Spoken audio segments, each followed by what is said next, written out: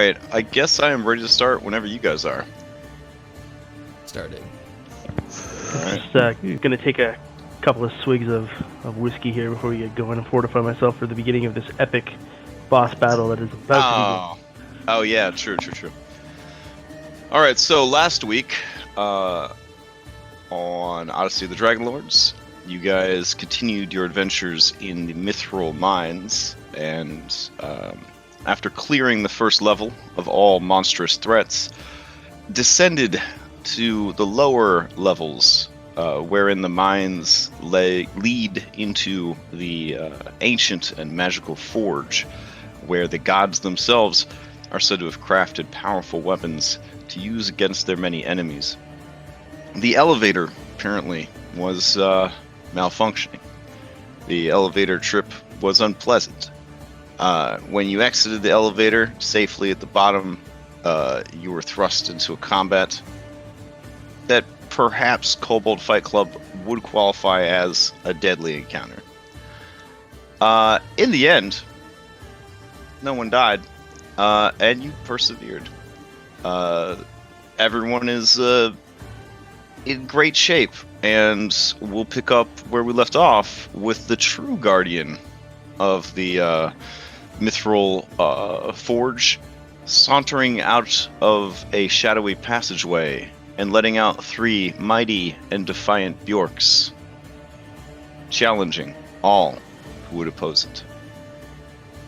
Alright. I'll drag you guys down to the lower mines. Here we go. I, for one, am terrified of our new canine overlord. You know. Wait, it's that big?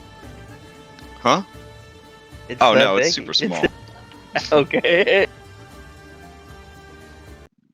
Through the haze and the heat, it might have appeared that big. I don't know. It's like the big shadow on the wall from the lava. Yeah. Let's see. We'll double up the music. If it gets super obnoxious, we'll just turn one or the other on. There we go. I'm not gonna lie, part of me really wanted this session to open up with Philippocles running over, grabbing him by one of those cute little heads, and flinging it out like 60 feet into the lava. I mean, it's not over yet. We definitely need to roll it too. Plan. And, All right, I mean, so- yeah, you could also try and make it your Pokemon. You made the token gonna way too feed it cute some- for that though now. Alright. So, Kyra's gone. The fires on the platform have burnt out. All of you lay panting for breath. No one above 10 hit points. Lava roils and boils, bubbles, just maybe 30-ish feet below you. The heat of the chamber is absolutely sweltering. Across the way, you see a small puppers. It's 3 adorable snoots sniffing at the ground, trying to figure out where all the other doggos went. It's late to the fight. It's gonna try its best.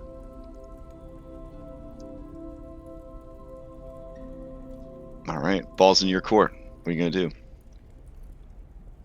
I'm gonna use a couple charges of my healing wand to heal myself, and then if anyone else wants some, we'll do that unless you guys want to try and take a short rest right now. I was thinking I was gonna go maybe try and give us a few minutes. Okay. Maybe talk it down from killing us. The puppy is waggling its buttocks and going to attempt to try to leap this gap. Oh god. Oh god, no. No, I fly over. I'm gonna there's run a over and try to Good catch chance it. it's not gonna make it. Let me. Oh wait. Oh, okay. It leaps. Let me roll a d20. Oh no. Okay, it's not terrible. It's just so small and so weak. It was a great jump, but it will definitely land in the lava and take 20 d10 points of damage. Anastasia, you were first on the scene. Go ahead and give me a acrobatics or dexterity check. Acrobatics Oh my or God. acrobatics skill check or dexterity saving throw. Take either one. Okay. Oh my gosh. Does anyone have inspiration to give me? This is so scary. I spent it in the fight. Oh man. Okay. I Oh, guess. I do. I think I do. I mean, Yeah, I think I do. it's a. Yeah, I do. Okay. Use it. You don't yeah. have to. I just asking just in case. Well, I mean, no, as, he gave as it we've last. established, puppers are dumb and they like to try to die.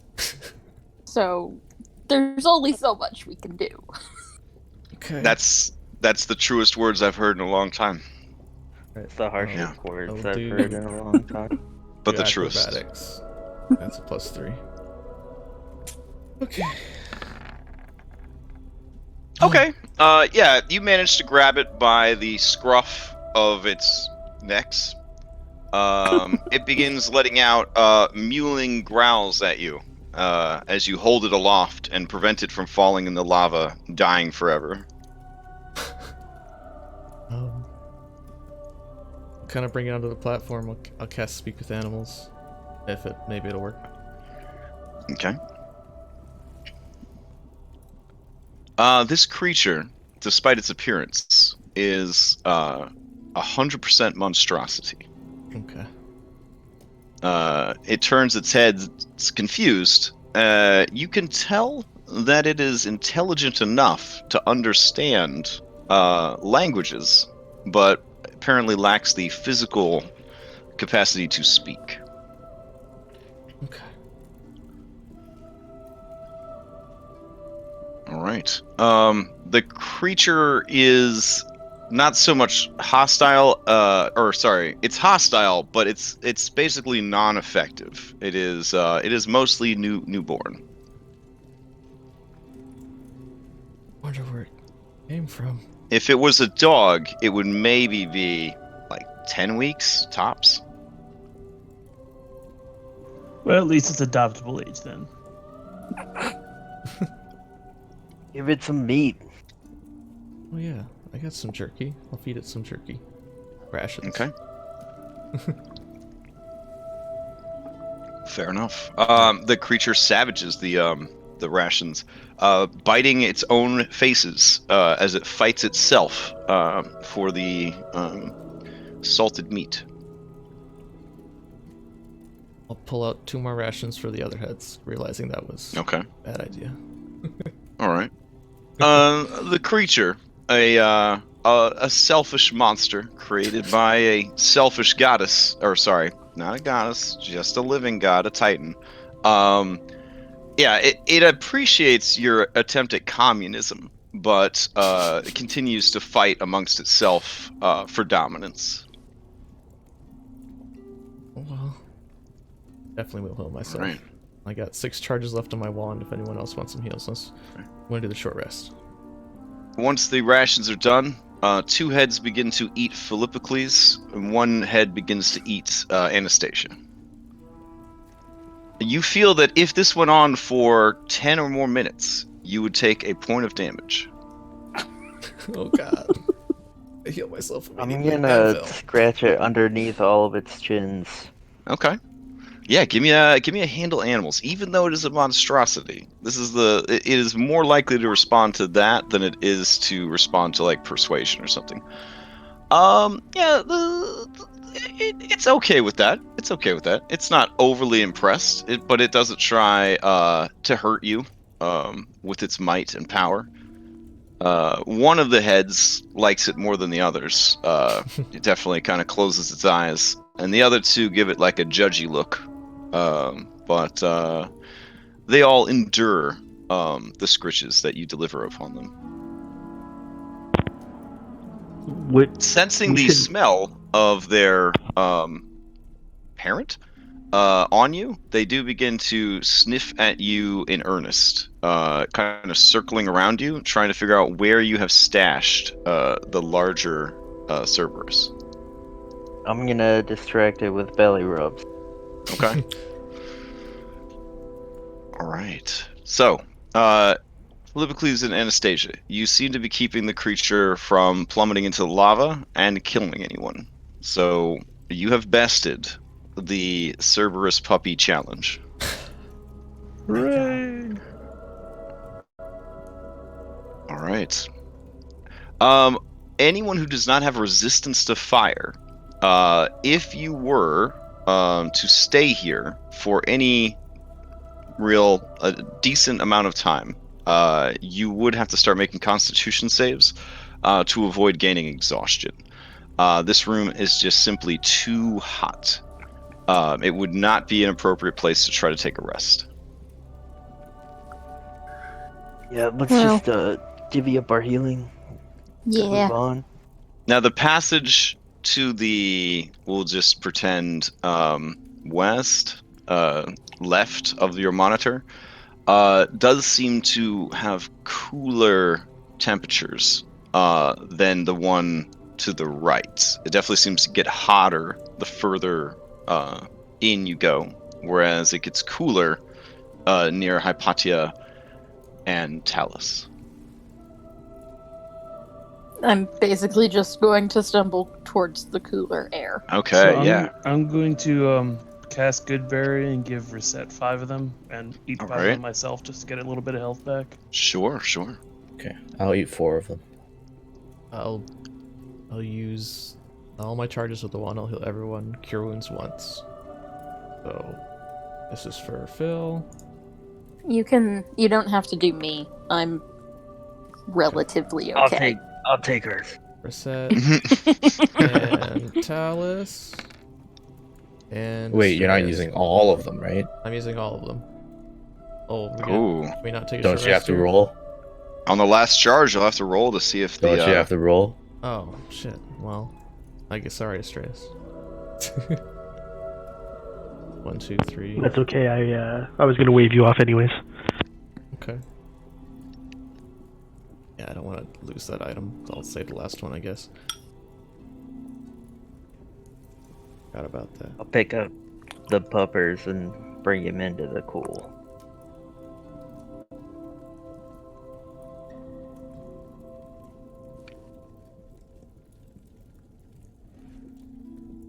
Anna, do you think this one's gonna get as big as the other one? Probably.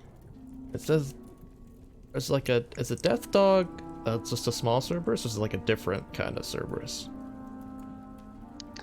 You guys can attempt I would say in this instance, religion or arcana check to see if you could kind of piece together the situation. Pull out my Mimir. Eh, Oh no. I will try Okay. to assist. I mean, I know everything. But as I do so- it, Hypatia just tells me everything. All right. I In put the almost skull in almost a hurried fashion, seeing you reach for the bag containing the skull. Yeah, she spills it all out for you. Yes. So, death, much like dragons, Cerberus take a long time to grow up, and as they grow up, they become more powerful, gain more abilities. In their youngest form, they are apparently these pudgy little puppies. As they get older, their bones begin to decide that it would be way cooler if we were on the outside of the body, and they start to change, like, Pokemon style. And then as they get even bigger and nastier, those bones turn into spiraling horns and extra fangs and all that nastiness that you saw with the larger one.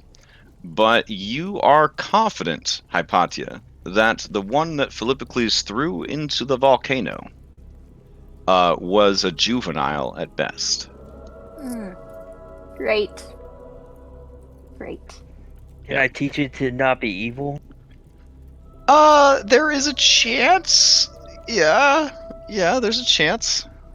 I mean, you definitely have it young. Yeah, you definitely have it young enough that it could probably be taught to be aggressively neutral.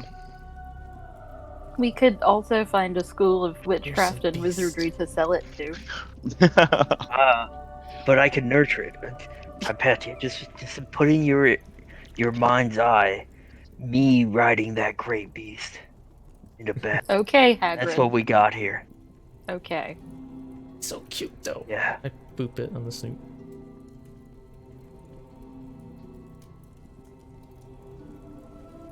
Okay.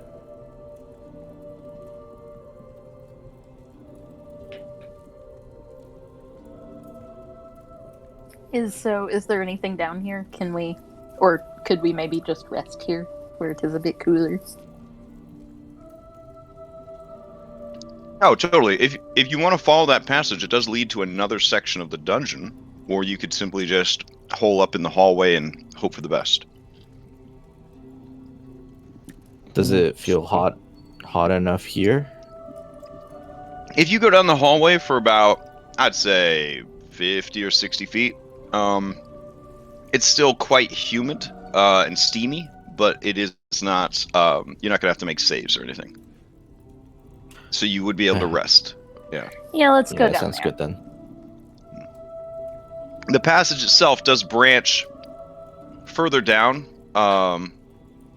in to like your right, and you can't kind of see from there where it goes. But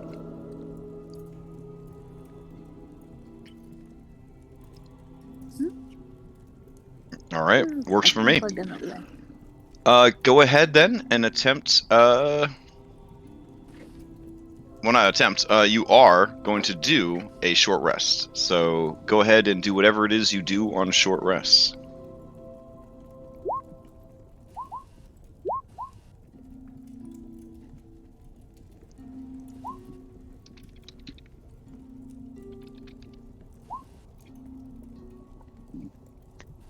Nice.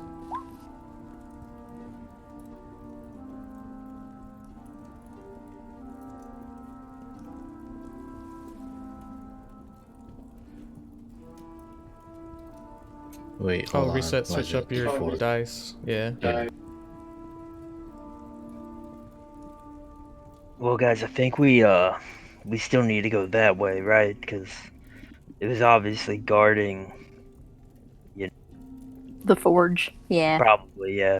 Well, I probably need to see where this goes anyway. We're here.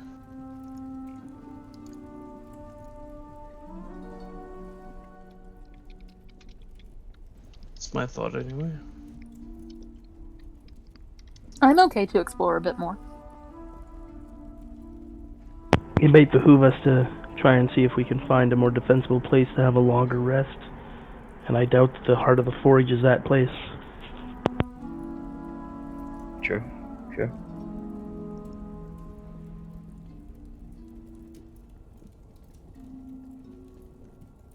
All right. If that is the case, after you rest up for an hour, any rituals that you want to cast or anything like that would be tagged or tacked onto the hour-long rest. But at that point, you're ready to go. What the hell? I will do a detect magic ritual, and I will, upon its completion, grant Philippocles the, was it 1 or 2 temporary hit points?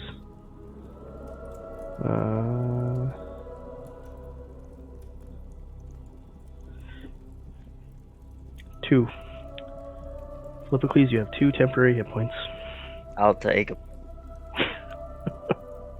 That's a cool ability. It's kind of neat. Did we level up to 4? Oh wait, never mind. No. No. Yeah. I think I offered you guys last week that you could level up to 4, right? Or I said you could be ready to level up to 4. You said Prepared to. ready. Yeah, it was Yeah. like ready your sheet, and then on long rest you're... Right. Which, I mean, you could try to get a long rest, assuming you find a place to do so, that you feel But safe Jill doing says so. you wanted downtime explanation and all that fun stuff. Oh, yeah, true, because I wanted you guys to be a little bit more immersed in the setting. Yeah. Yeah, so I'm actually at full HP. Yeah, I'm okay. I'm good enough. Yeah, I'm full. Okay. Chris, should we get permission to move the doggo? Yeah, sure.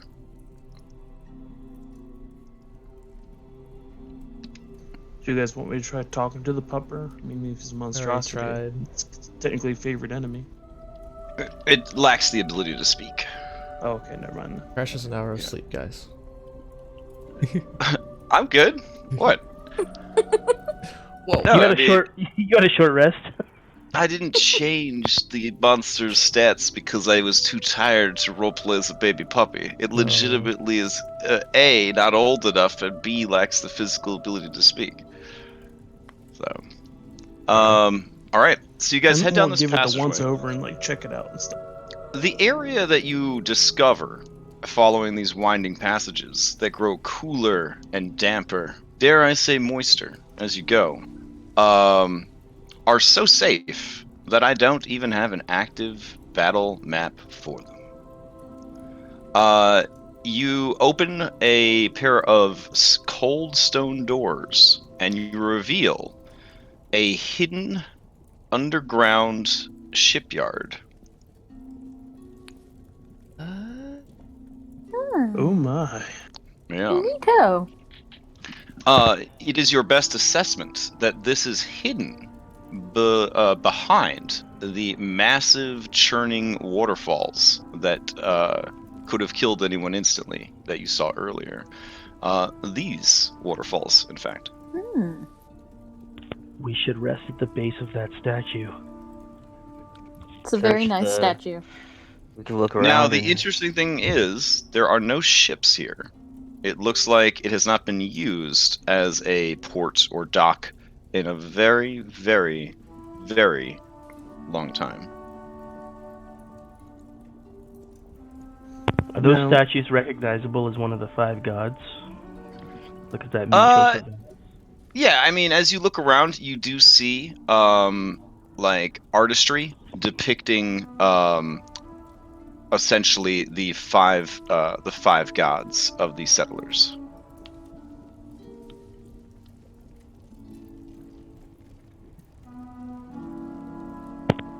Right. I'm going to take that as an omen and suggest that we rest at the base of one of the statues. Okay. Now, one thing that is interesting is that the deafening sound of the waterfall is not as deafening here, perhaps because of natural acoustics, perhaps because of excellent construction on the part of the dwarves or whoever created this place. One thing is interesting, though, is that with the waterfall pounding away, you're unsure how a ship could enter or leave without being destroyed. They must have had some kind of mechanism. Yeah, or magic. I'm not dealing with any more Could mechanisms. Talos do an investigation? I mean, the place is big. I would say that a random investigation roll would indicate hours and hours and hours of searching. It would not. Yeah, it's a big enough area that it can't really be covered by a single investigation check. Gotcha. Yep. But specifically, if I were to be investigating, it'd be. Oh yeah, if you have something specific you'd like to something- check out, sure. Yeah, I want to try to find if there's any sort of mechanism to part the waterfall or anything of that nature. Let me check. Alright, stone docks, thundering waterfall. You do find a supply room. It is filled with rotting sacks, barrels, and boxes. All of the supplies in here have given way to the damp and decay. But there is an ornate bronze lever on the far side of the room. The lever is sculpted to look like a roaring dragon head. Don't pull the lever. Look at it first. Yep. I would like to investigate the lever. Once I found and see it, if I I can would figure tend to out- find somebody who would know. Oh yeah, something yeah, like sure, that. sure. So as you are settling in for a long nerd rest, you've laid out all of your books and stationary equipment. Talus finds you and informs you that he has found an ancient mechanism. Well, I would run over and try and take a look at it. Together, you guys should be able to sort this out. With a tinkering tools, a stonemason's tools, or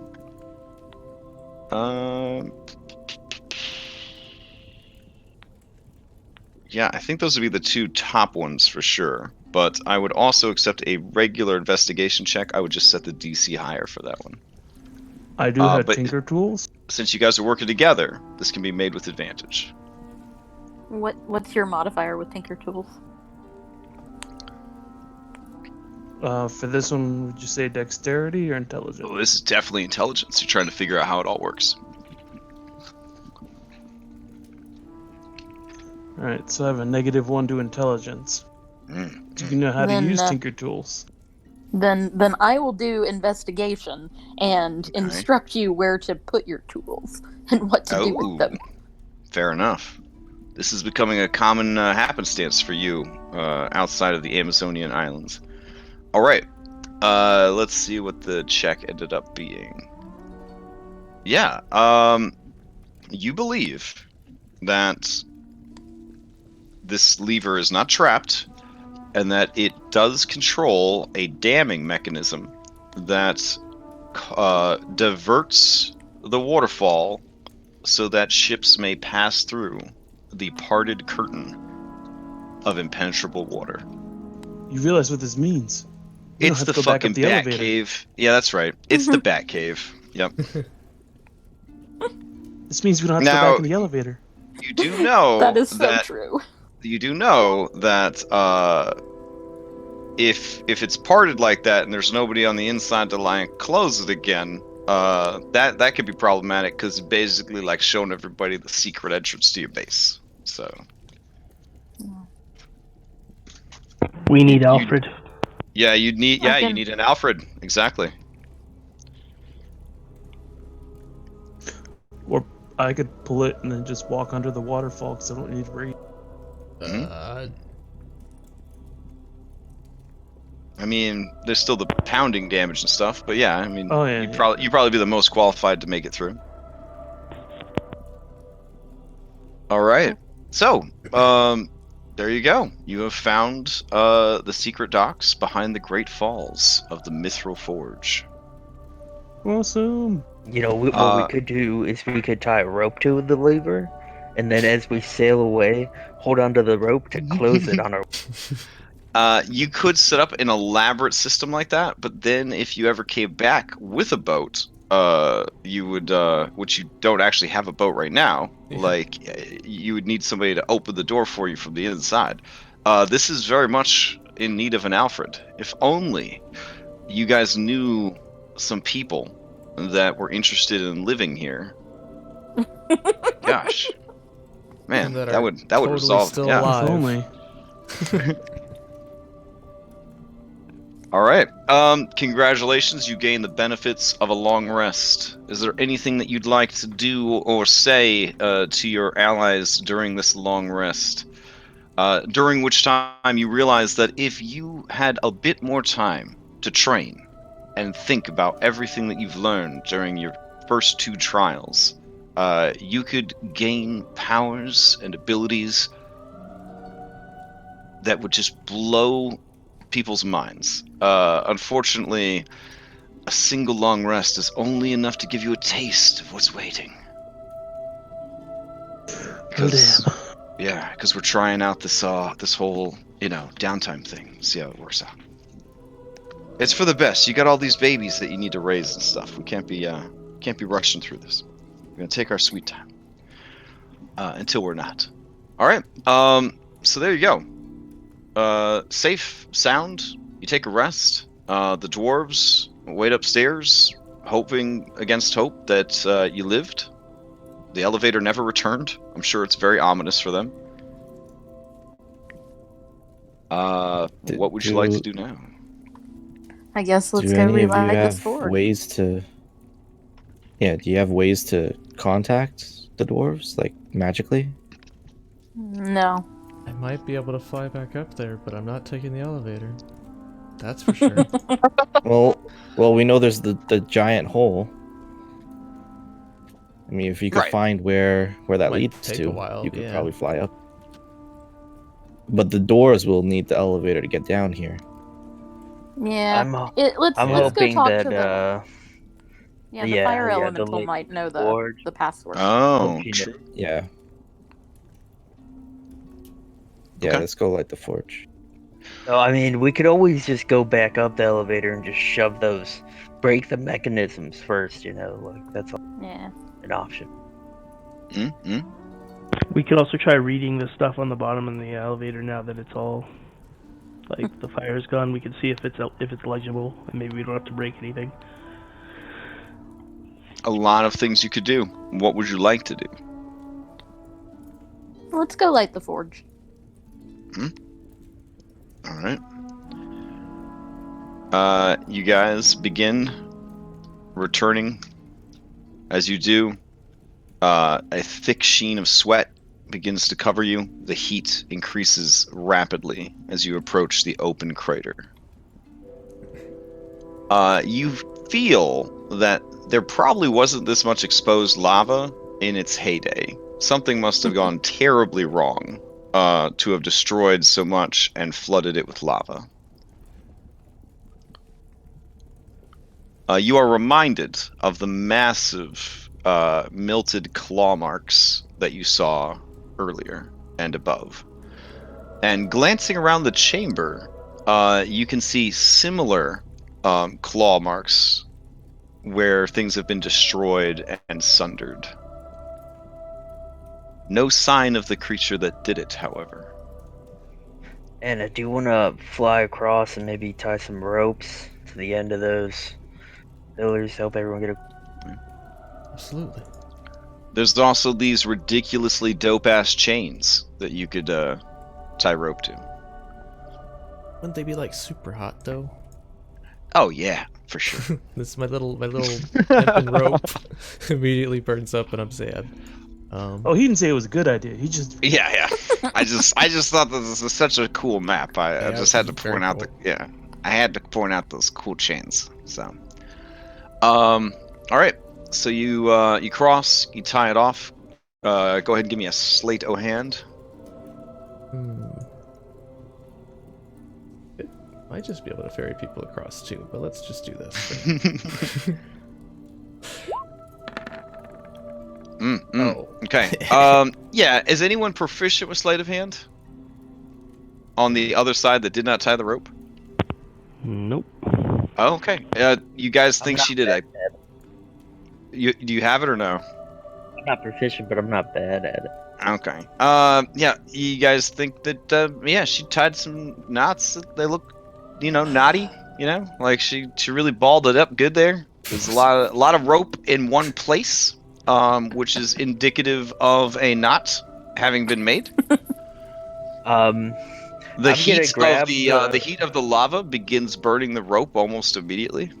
I'm gonna grab the rope and pull on it as hard as I can to make sure that it's. Yeah, it comes loose really quick and then bursts into flames. So. All right, I'll just throw everyone across. How about? Okay. Hey Anna, come get Philippa 3s.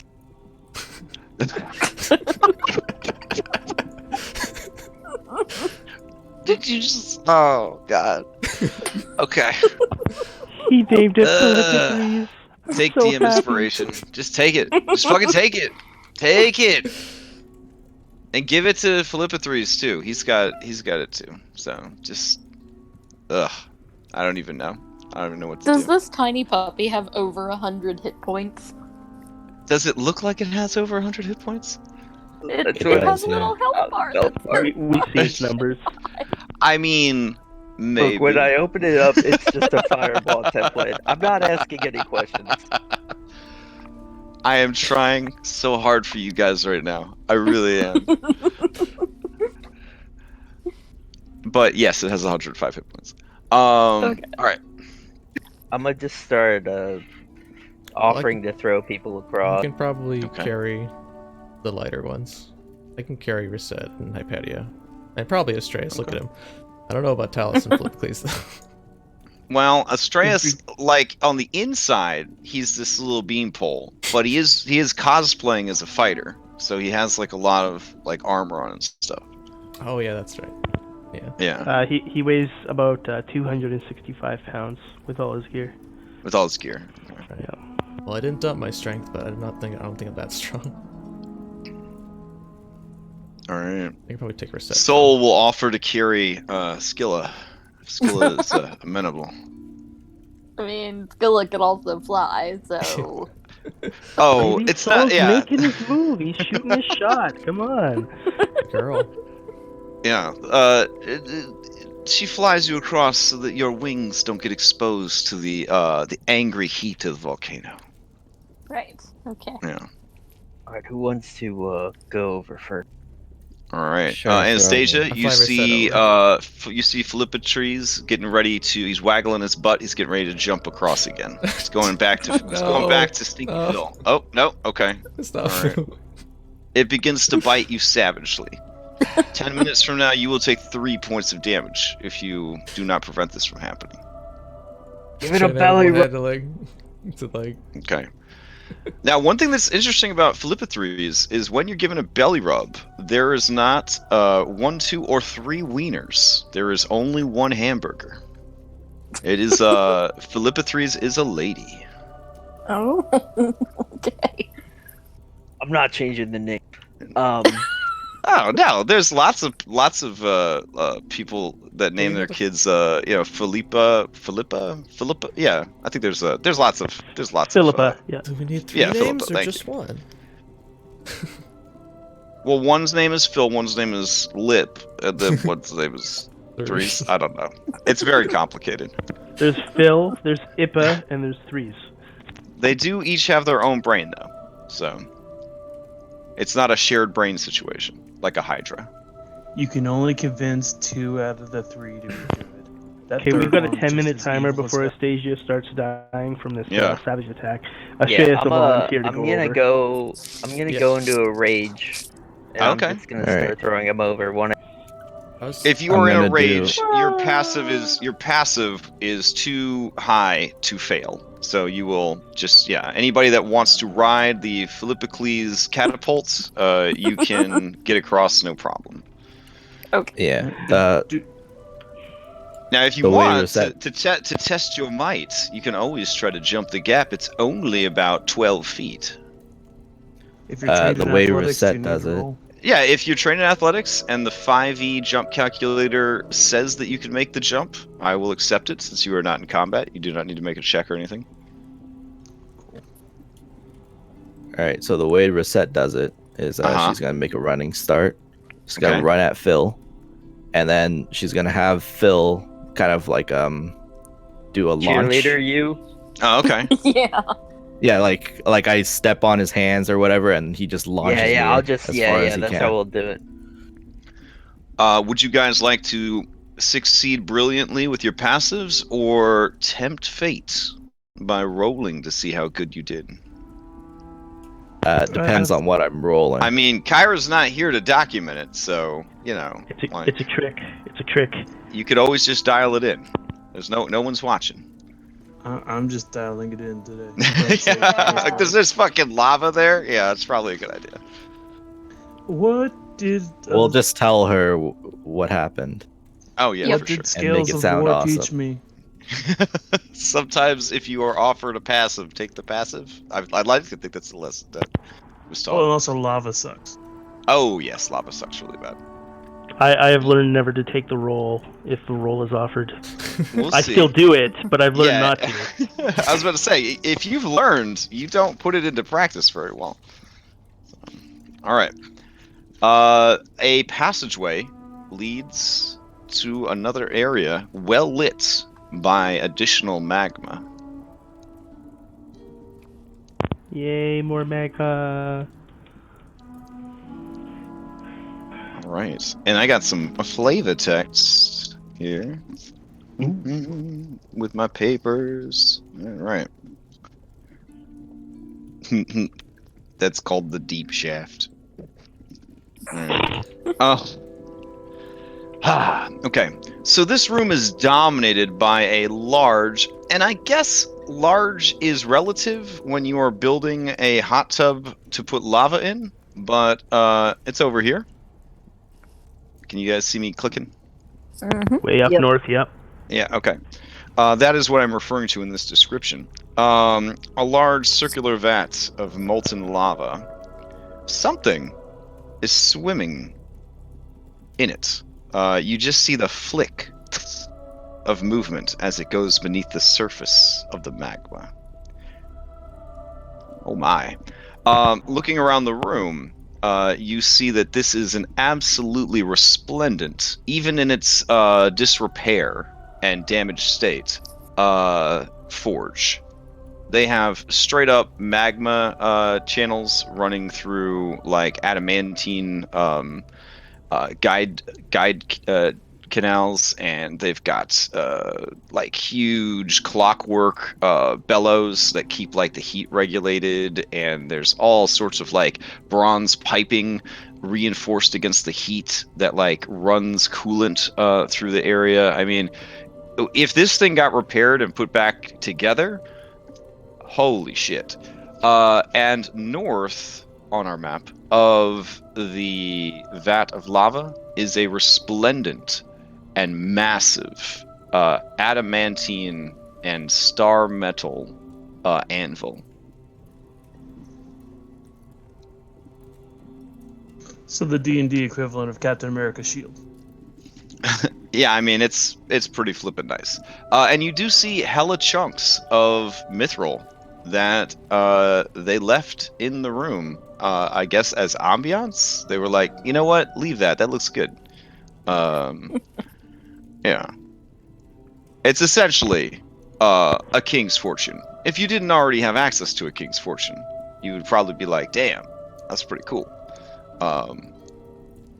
Yep. Asturias is looking at that lava channel and seeing that it's pouring down over here. Is he noticing, like, is this like some sort of like unending flow of magma that seemed to just burn a hole here and is now flowing up yeah, it seems to be generating from this cauldron. And it just kind of winds its way here and then pours down into the earth. So this channel's not to feed the cauldron, it's the other way around. And as it pours from the cauldron and passes through like this device right here, the heat, Talus explains to you guys, is collected by these strange manifolds and channeled to use as energy to power other parts of the forge. Turbine. He sounds like he knows what he's talking about, but I don't see any folded men there, so I don't know what he's... It's complicated shit, for sure. So, Talus, a lot of this stuff like feels super familiar. Like you kind of like your eyelights flicker, you know, as you kind of have like a Final Fantasy-esque flashback to the world of Steam, whence you came. And as you kind of come back to yourself, like a lot of this stuff is similar to what you are starting to remember, which makes you stop. Yeah, it fills you with questions. Phil, please stop. Before we go, Okay. I believe it was said this is a creature from the planes of elements. I do speak that language. Oh, it's also worth active mentioning, translator. there's like hella treasure just laying around. Did you guys want to like deal with that now or later? Don't touch it. I don't touch it. Yeah, I probably at least later. don't touch it. Okay, fair enough. All right. Then I will skip that part. There we go. Let's go up So, and talk. As Why we don't we pass... call out from Oh, here? hold on. It sounds like everybody's still got some stuff to discuss. So before you approach this potentially deadly encounter, what is the play here? Maybe talk it out for a sec. I was gonna say, if you need me to translate for them, we could try talking to her from here first, so we're not right up on the creature of lava, in case it's not so friendly. I can also speak I just- primordial, but Okay. In diplomacy, all right, you don't want to like be beneath them. That's some complexes get involved. I feel like we should be on like, just go Yeah. up, approach As I her, like long and we as could tell we're be her not the like how we. one way talking back down to her, here. we'll be all right. I don't think anyone plans on talking down to. You No. see, and this cauldron is elevated from your current location. So there are stairs on either side that you would have to climb to go up. Boy, man, I am drawing some hellaciously good-looking arrows. Good thing I drew them on the wrong layer. Here you go. So stairs, stairs. Same deal over here, except I think those stairs are broken. Yeah. So you probably have to take the right-hand stairs. The height there, right? Before this thing kind of goes into like a water park slide, is 40 feet. So this thing is 40 feet up. So yeah, we gotta go up. And then there's an area underneath here that's not shown on the map, but that is where lesser forges are, right? Like, obviously if they only had one anvil to work with, it would take forever to outfit an army. So underneath that giant pentagon looking thing is like a whole set of like workshops and areas to build and stuff. All right.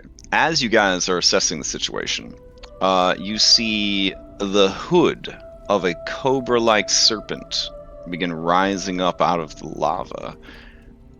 The skin glows from the heat of the lava, and you see a woman's face kind of as part of the snake. It seems to be like a hybrid woman-snake situation going on here.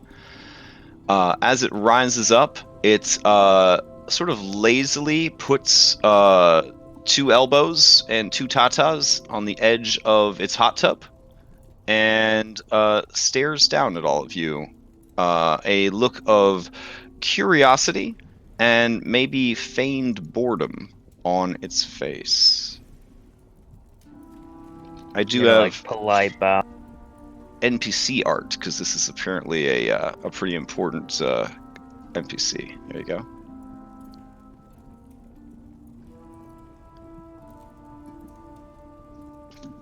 All right. She's as you Wow. bow, the creature smiles and looks at the rest of you. We'll bow as well. Astreus would also be bowing.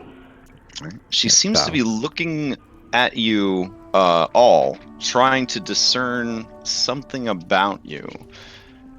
When she is done scrutinizing you guys, which at this point, any of you that would like, you can use deception to try to appear cooler or different than you actually are. Otherwise, she will just take in your normal measure. Does anybody want to roll to posture or? Seeing the snake bits of her, I feel like Skilla would fly up and like make some Oh. friendly squeaks. Just Okay. friendly squeaks. She watches as your pet approaches. She seems amused, but also a bit cautious. She raises one finger from the edge of the cauldron, and you see rising up from the canal of magma is an ugly old man with bat wings and a carrot nose. And a second one rises up as well. And they look around, and you recognize them as Mephits, but these are made of magma. And they sort of just kind of put their feet up, kind of, float on their backs sort of thing. And one of them turns its attention to Skilla, and the other one just sort of watches the rest of you guys. Having finished her inspection of all of you guys, she just sits there, arms crossed, resting on the side of her pool. You see every once in a while her tail flick up from the lava and sort of splatter lava about.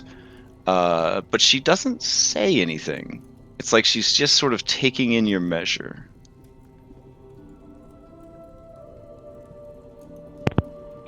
I think we should beseech her for help. I'm just Tell motioning us- like, Skella, get back here. Get back here.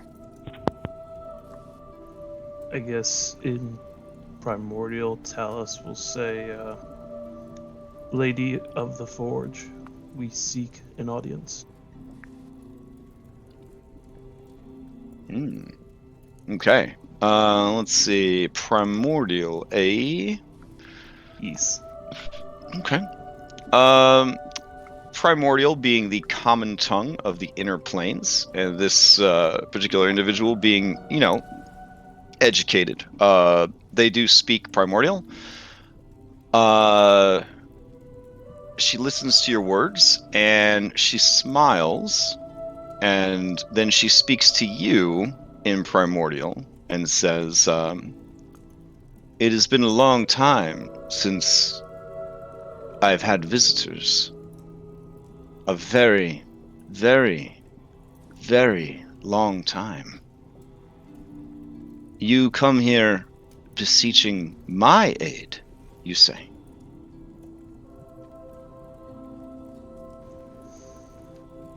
I will repeat what she said to the rest of the group in common, Okay. and look to the group to what they want to say next. Because I'm trying to. Mm-hmm. I'm acting as a A mouthpiece? protocol. Yep. Oh, Ask nice. her. Okay. Ask her if she speaks the common.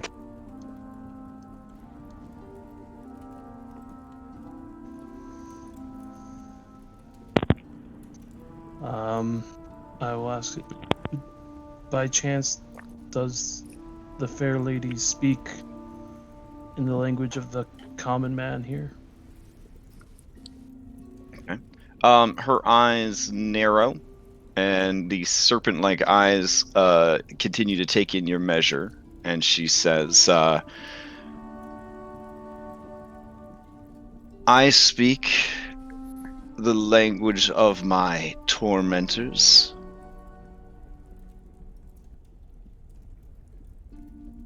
Talus just looked at Philippi and say, "Probably not the best thing. I should have asked her. Should probably stick with talking in Primordial." Did she say that in Primordial or in Common? She said it in Primordial. Yep. She also then says in Dwarven, "And I speak the foul tongue of those hated most above all other things." Really glad we left the dwarves upstairs. She says in the common tongue of the Thylean settlers,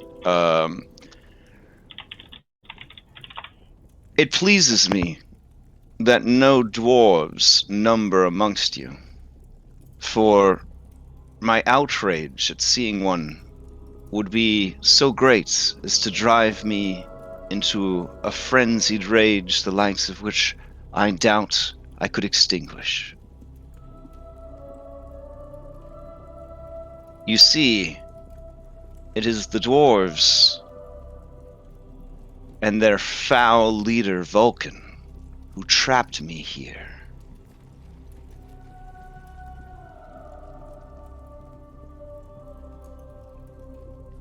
Yes, about that. We, I guess we're under the impression that that was more of a voluntary arrangement. Would you care to enlighten us further? She lets out one of them oh ho ho ho anime laughs at your naive ignorance.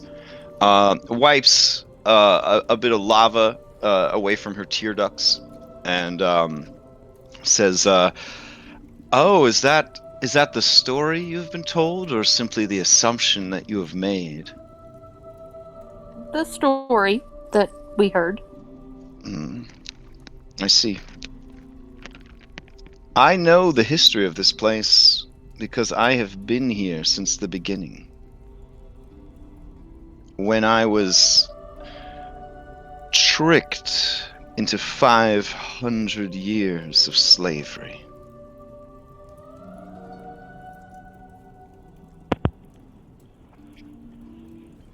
Go on. But the universe apparently saw fit to punish those who would betray me. A great and powerful primordial rose up from depths below even the hollow places of this world and laid waste to any foolish enough to remain after the beast of Lutheria had decimated the workers and guards of this complex. But you are still This is bound. in Dwarven or I, Primordial, was she speaking? She's saying this straight up in common. She has switched. Yeah, she switched to common since she spat out her hate about the dwarves. Okay. Yeah, so this has all been in common. Okay. Yes, I still remain because my wardens, you see, they all died, and I can't reach the keys. Do you see this pot that I'm in? I've been in this pot for centuries. Dare I try to leave it? So much cold and pain is showered upon me. But you're here now. Perhaps you can right the wrongs of those who came before you and free me?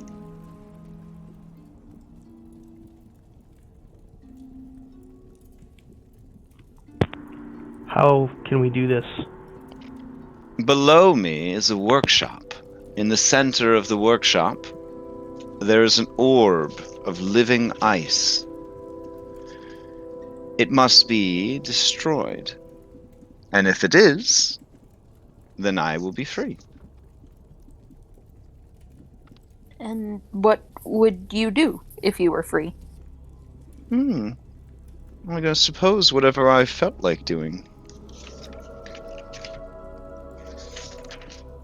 I mean, I'm sure you've thought about it over the last several centuries.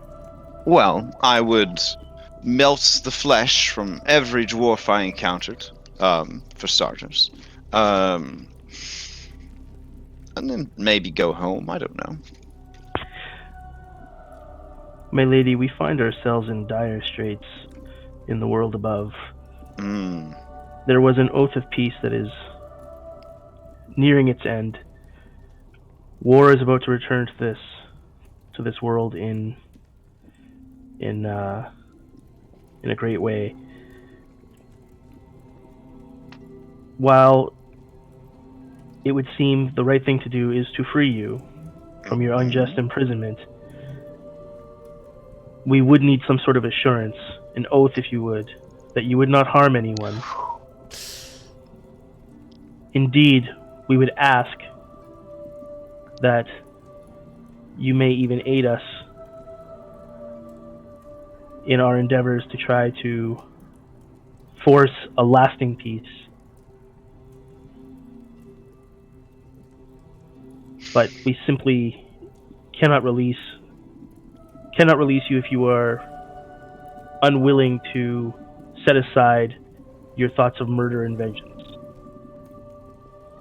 Because then any death at your hands would be would be laid at our feet.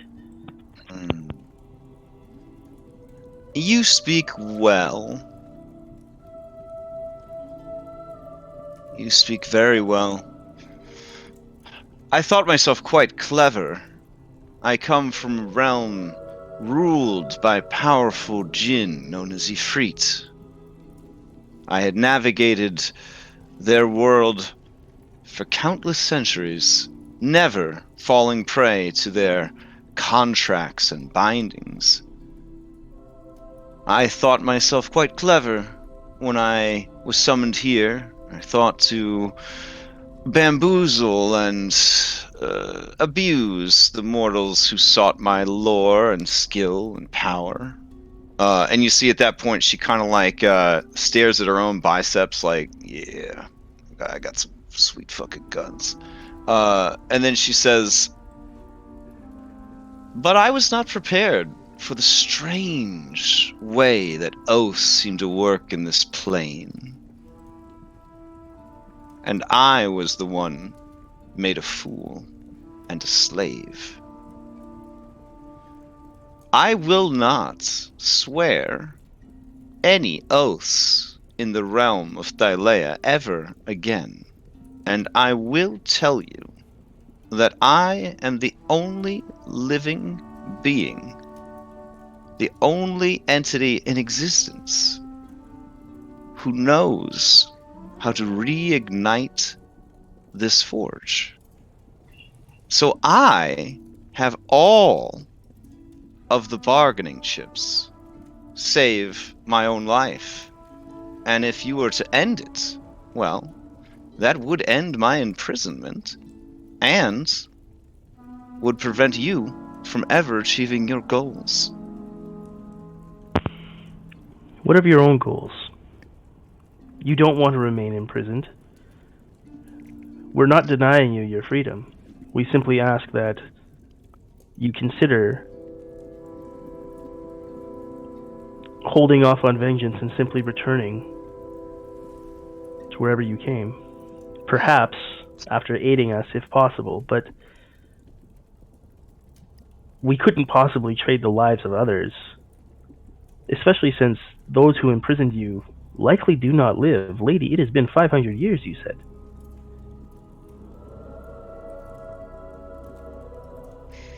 No, for if the full 500 years had passed, I would be free to leave of my own accord. Time still remains on the clock, you see.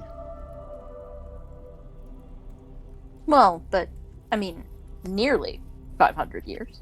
Oh. It is very bold or foolish, or both, for you to tell me how much time has passed. For now, mayhaps I will refuse you outright and just wait out the rest of my sentence.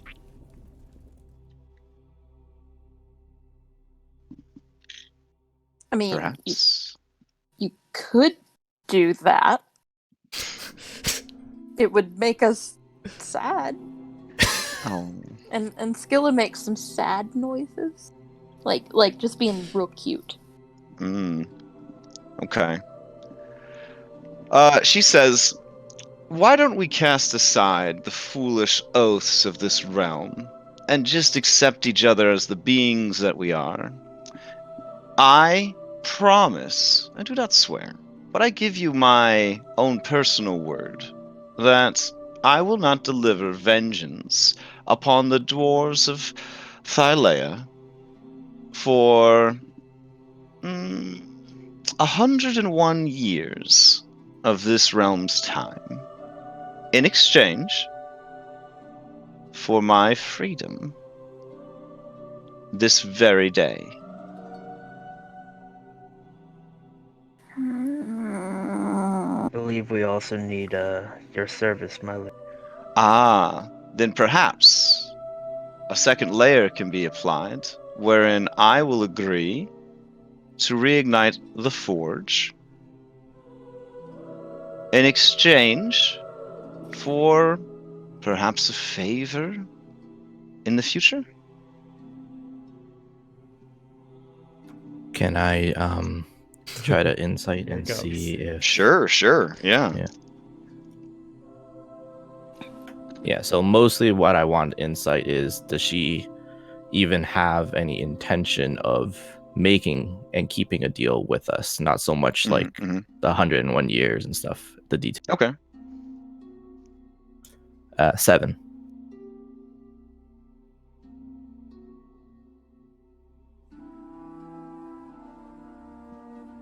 Yeah, I mean, this is a strange creature from another world. It's a little hard to know exactly what she's about. Doesn't seem like she's just randomly saying, stuff to get you to free her. I mean, she does seem confident in the words that she's saying. I think we should endeavor to do better than those that came before us. I have an idea, but I wish to discuss it with you before I propose it to the lady. We will need to discuss your offer, my lady, to make sure that we are all of equal mind.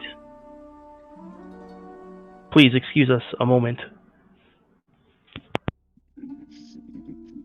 And if you'd like help training your new smiths, I am available for employment.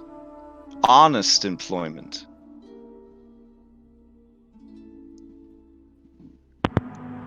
But if our smiths were dwarves, you probably wouldn't like that. I would just put my hatred for them into my hammer swings. What? I will pull everyone aside, try to get them to come here. Yeah. Like, here? But just to come close enough that we can whisper without.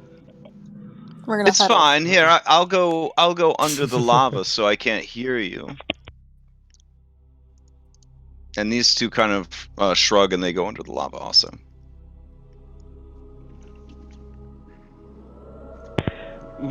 I'm a construct. I live from what I can tell, I'm going to live for centuries if nothing else goes wrong. What if I made a personal oath to her in 100, and when the time is up for me to come back here and to take her away from this plane of existence?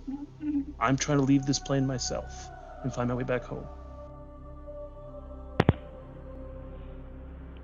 I like it. I mean, anything to hopefully avoid her 100-year, slaughter genocide. all dwarves. My greatest fear is in 101 years, she will then take all that fury and to devastate not only this mine, but anybody who's here. Yeah. That's my worry as well. I wish to not owe her any favors. That's what I would take this as a personal debt to me. An oath that I alone would swear. But we are all bound to remember that.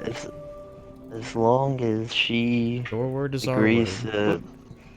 Well, we are bound in the fact that I will not do anything that will harm our fellowship's reputation. I can still make personal oaths that don't affect you.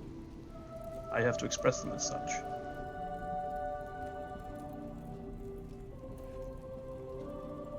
I mean, ultimately our goal is to make sure that she doesn't go on a murder spree right now. And so the Chosen discuss the best course of action, weighing the consequences of this lofty decision. I will reignite the forge. And then I will spare the dwarves for 101 years. And if during that time the dwarves of Thylea prove to have overcome their malicious and sneaky ways, I will forgive and forget. And then all else can simply transpire as conversations and arrangements amongst free people of their own free will. I believe that is more than any of us could hope for. So I will motion for group trial up. Are you coming with me into the forge, or you guys want me to go by myself? I can do either. No, we can go. Yeah. Let's get this all right. Yeah. So inside the forge, which I don't actually have a map for here, there is a orb of living ice, and scrawled across it are runes in Draconic that describe the contract and oath by which this creature has been bound. Oh, we gotta read that. Yeah, I can read Draconic. Well, I speak Okay. it. I assume I could read it. Sure. You get your legalese on, and essentially, she was contracted to help build, light, fuel, and train for this forge. So very, very busy work schedule there. Where they got her was the duration and compensation. Essentially, she was promised a great deal of power, but that power would only be paid out to her at the conclusion or termination of the contract. And without essentially a warden's permission, she cannot exit the tank that they have her stashed in. So basically, like the last prisoner in a prison where all the guards were killed, she's been stuck in her personal cell. The keys, like, right below her, but completely out of her reach. So if she tries to exit that cauldron, she takes, I believe the term is, an ass load of cold damage, round after round, until she gets her ass back in the cauldron. Damn. I wonder if she's Yeah. cranky. Yeah. Yeah. So when she says she's been trapped in a hot tub for hundreds of years, it's legit. And apparently, the 500 years part didn't seem that bad to an immortal being until she was trapped in the hot tub for hundreds of years because everybody else got killed. So she might feel like she was tricked, right? Because of the circumstances. Because the original arrangement was like, yeah, you get to hang out and drink with dwarves and make awesome weapons and be a badass for 500 years, and then you get like a small portion of god power. Isn't that cool? And of course that's cool when you can live forever and you're immortal. But then when you're trapped in a hot tub for 300 years, it sort of sours your feelings about the arrangement. So, in point of fact, it's the Titans who are at fault for her imprisonment since they killed. I mean, that would be a pretty easy sell. I mean, after reading this, Yeah. like, just looking at that, I mean, the only reason the dwarves were not here to free her. My lady, what is your name? Oh, so do you guys go back out with this information and address her, or? Oh, sorry, I would like to. Okay, yeah, I assumed you guys were kind of in the workshop area, kind of scrutinizing the. We should maybe talk before we go back out. Okay. Because Astraeus would like to A, get her name, and then B, state that, like, well, we're not looking to change any terms. We just want to provide her with some information that she might not have considered, i.e., the only reason the dwarves were not back to free her was because of the death dogs and Cerberus that were left to guard that killed and rebuffed the multiple attempts that the dwarves had made over the past few centuries to try and reclaim this area and get to her. But the Titans beasts outright prevented it from occurring. I think we can talk about that with her after we get her freed. Because if you go out there now without freeing her, it almost seems like we're trying to change the deal by changing her mind. I just wish We have to destroy this thing in some order to free her, though, and it's our proof. that we could take a visual image of it and save it to show her. However, don't you have? Your minor No. illusion. no. Yeah, well, What do I have? Can we move the thing? Yeah. Oh, yeah. She wants you to carry it out to her. Okay. This is problematic. Carrying it is going to deliver 15 points of cold damage every 6 seconds while you're holding it. Put them in a form of chain, so each of us only takes 15 damage. So we hot potato it or cold potato it. I mean, can we not set it on like? Is there? I mean, there's anvils and stuff all around. Is there like? Yeah. Little Actually, cart. can we not set it on my You want shield to and roll yank it? my You kind of shield? you're like, okay, put it on a shield and kind of like sled it across the floor. Sure. Yeah. Or depending on its weight, Put out a carry it shield like and a platter. 2 people carry it. Yeah. Oh, yeah, Like, sure. Yeah. We'll do that, and then. But yeah, so if we're bringing it to her anyways, then letting her know. I mean, she might even speak Draconic, so I mean, having her look at that.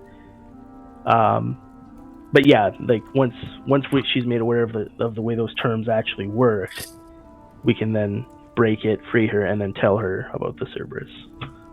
Yeah, we could do that. All right. Sounds like a plan. But I still think we should ask her her name before we do all this, because we totally forgot to ask her what her name is. I mean, if you want, Hypatia can run out and absentmindedly be like, "Oh, yeah, what was your name? I'm sorry, we didn't ask. That was rude. I'm sorry." So, using you place the shield where it needs to be.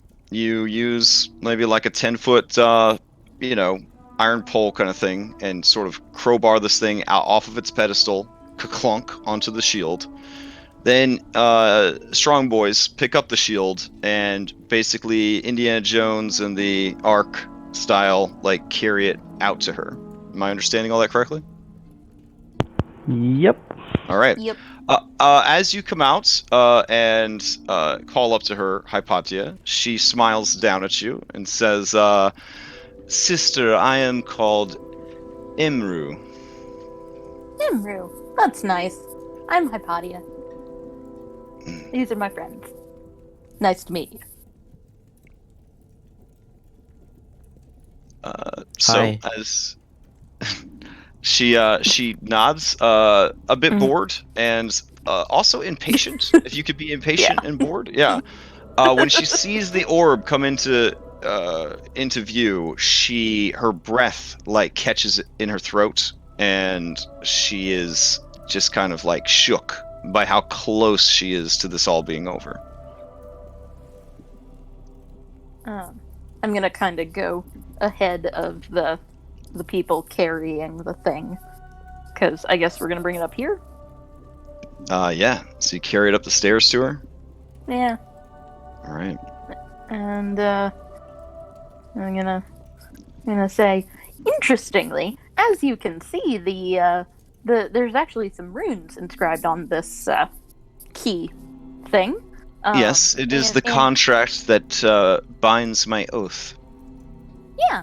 Well, just point of fact. I don't know if you realized, but I believe the dwarves did actually try and come back to free you, but the Titans had placed a number of monsters. Yes, vicious. the Lady of Dreams. Yeah.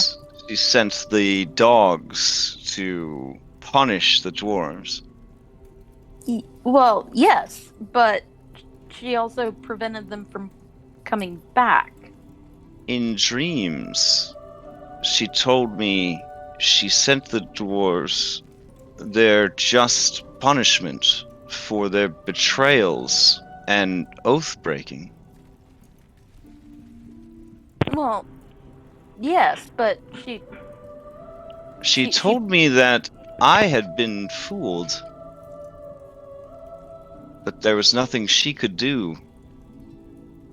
She is an all-powerful Titan. If she wished, she could have freed you. I mean, honestly, if she wished, she could have just, like, the Titans could have removed the animals. Like, I get that, the dwarves that held you, they were bad, and I guess they deserved what they got. But after that, she could have freed you the same way we're doing. Her face is screwed up in like just an ugly grimace of like thoughts and contemplation. You could seize upon this moment, and one of you could push forward with a strong persuasion check with advantage to see if you could levy your next arguments in your favor. That would not be me. If this conversation was a combat situation, there is a tremendous opening right now. Either me or Hurry up. Anastasia, I think would be good. I wasn't. Yeah, I'm I not didn't, I didn't have the conversation with you guys, so you do it.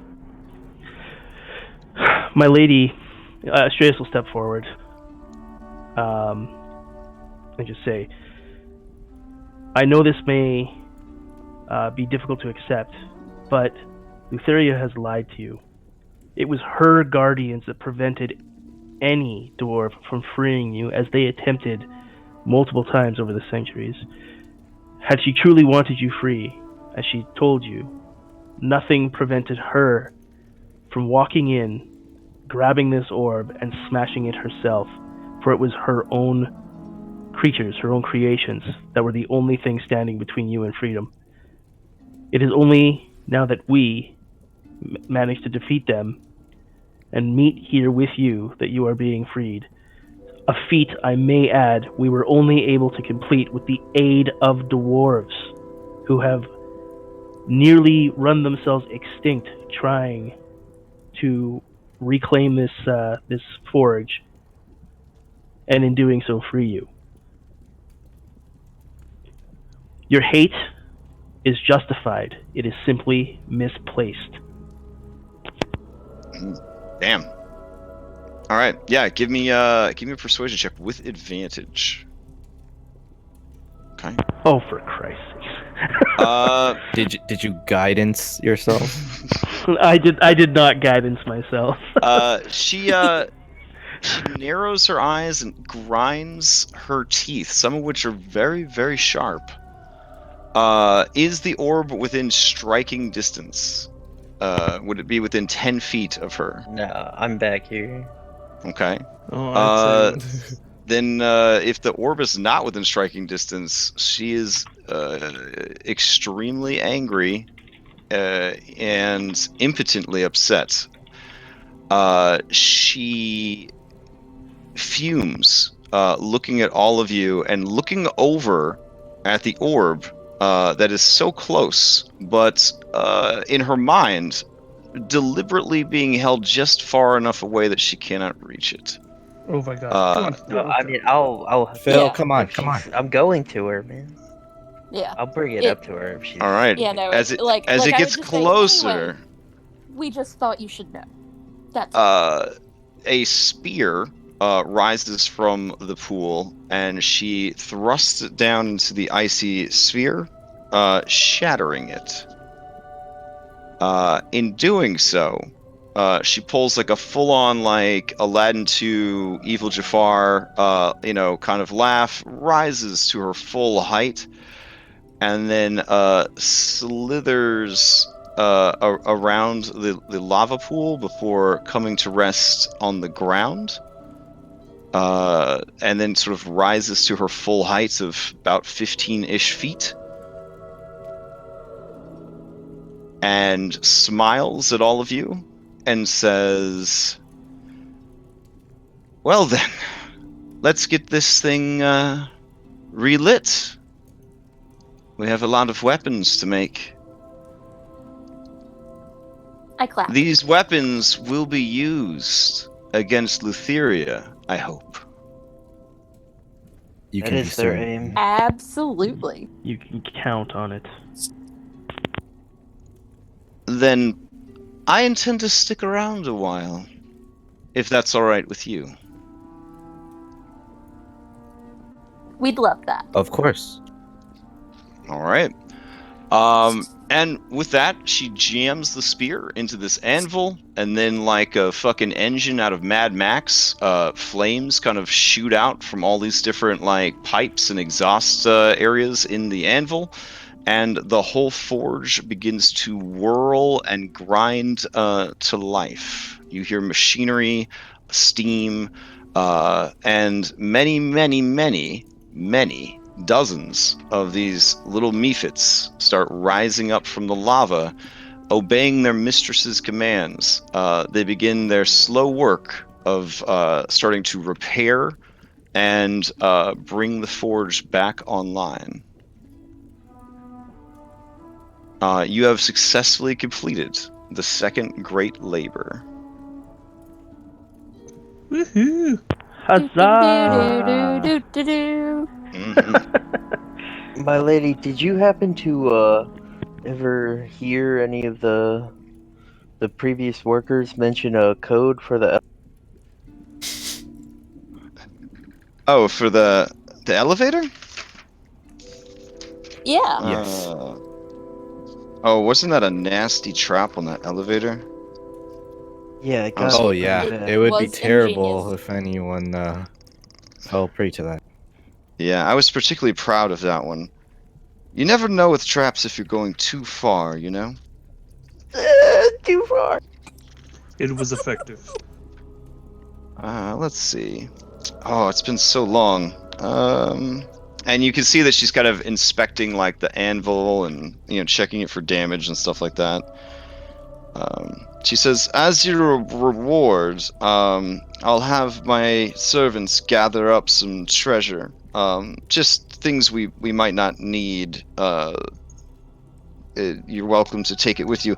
I understand that heroes are into that sort of thing. And she seems extremely distracted as she's kind of like checking over the equipment and getting everything together. Should we leave those 2 items here for her to possibly enchant? The sword and the axe and the chainmail? Mm, And the short sword. Oh, sorry, it was the short sword. That's what it was. The here, short sword. yes, the elevator. She laughs. Yeah, there was just a single password. It was dragon in Draconic. I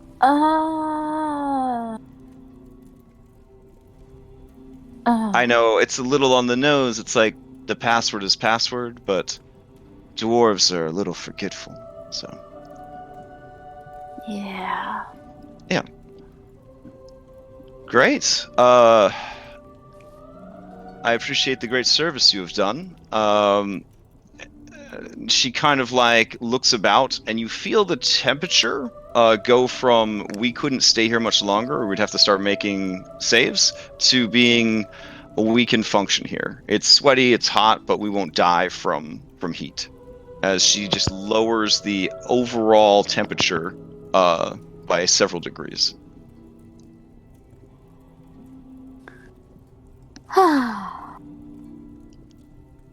Deep breath. All right. So the treasures that her servants dig up for you guys. Here we go. There are. Let me move them from the GM layer to the other layer. It's really not as generous as it sounds, but it's still pretty generous when you consider how valuable like adamantine is. So it is a Mithril Zyphos +1, which is just like a crazy cool, like, Greek short sword situation.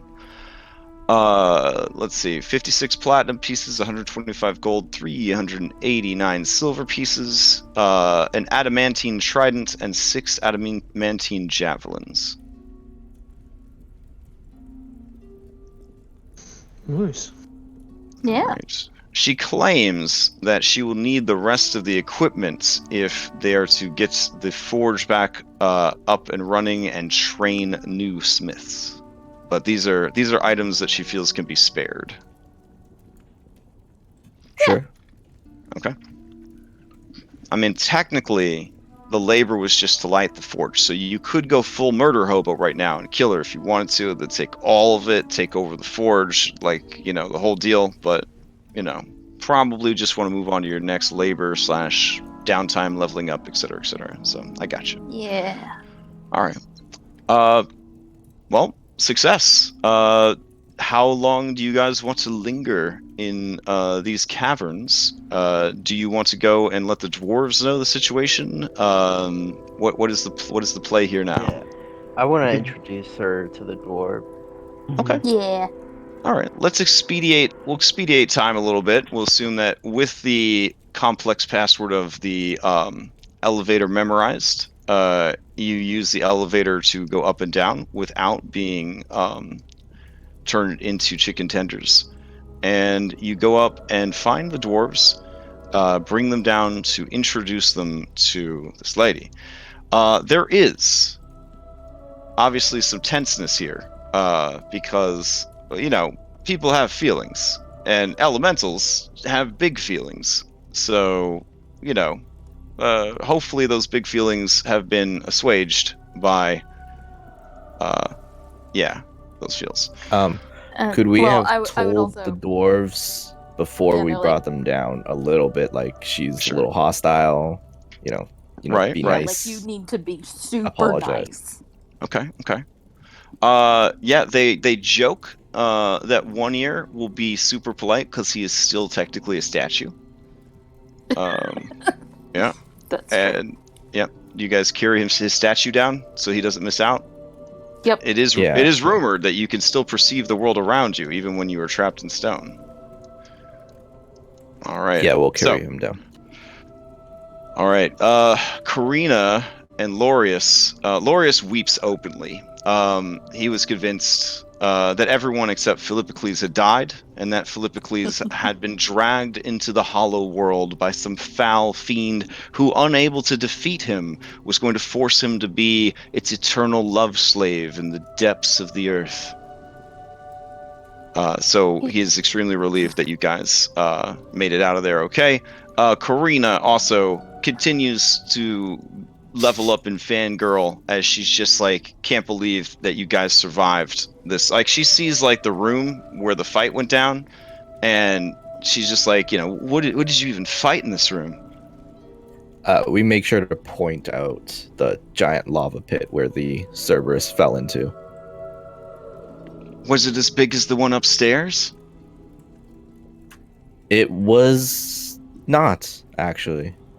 But almost. It was bigger. Oh. Than I elbow reset. Yeah, girl. Was it? You think the chosen of the Oracle wouldn't be able to handle a full-grown Cerberus? Please. These fine folk, they could handle anything. Why, I'm surprised. You know what? Them Titans are lucky that they have one more labor to complete. Because I'll tell you what, they could probably just sail right... You know what? They could probably just walk right across the ocean. Right across the damn ocean. Right up to Letheria's barge and punch her. He kind of looks around superstitiously. Tell her that she's done screwed up this time. Yes. Yeah. And he quickly takes his flask and pours a little bit out on the ground. It kind of sizzles against the stones. All right. The Forge Master watches this spectacle with a bemused smile on her face. All right. The dwarves all look at her sort of reverently, but also very, very frightened. Trying to look brave. This lady right here, she sort of slowly with her foot pushes One Ear's statue closer and closer.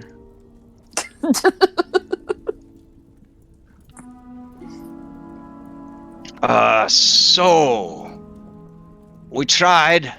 I've been trying for 100 years. I've been trying to get down here and wake you back up. If I'd known that you didn't slumber, but that you just railed against that damn pot, I would have tried even harder, I suppose. There's just only so much I could have done. A lot of dwarves died in my service trying to come down here and help you. I'm very sorry. I'll do better. Does she seem at all convinced by this? Yeah, she kind of like is tearing up a little bit. You see like bright yellow like magma kind of oozing from the corners of her eyes. She kind of wipes them away a bit. And she says, you look very scrawny for dwarves and very out of shape. You're going to have to bulk up and skill up because we have a lot of work to do. Your training starts immediately. And I am not a kind teacher.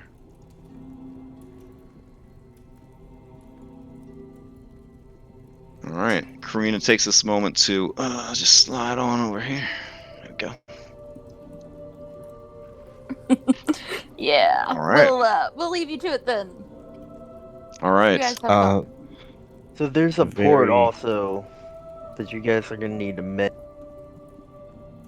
Oh, the secret port. Where, can you show it to us? Yeah. All right. Do you know what ship was built in that secret port? I have an idea. It was the Ultros. The ultimate ship.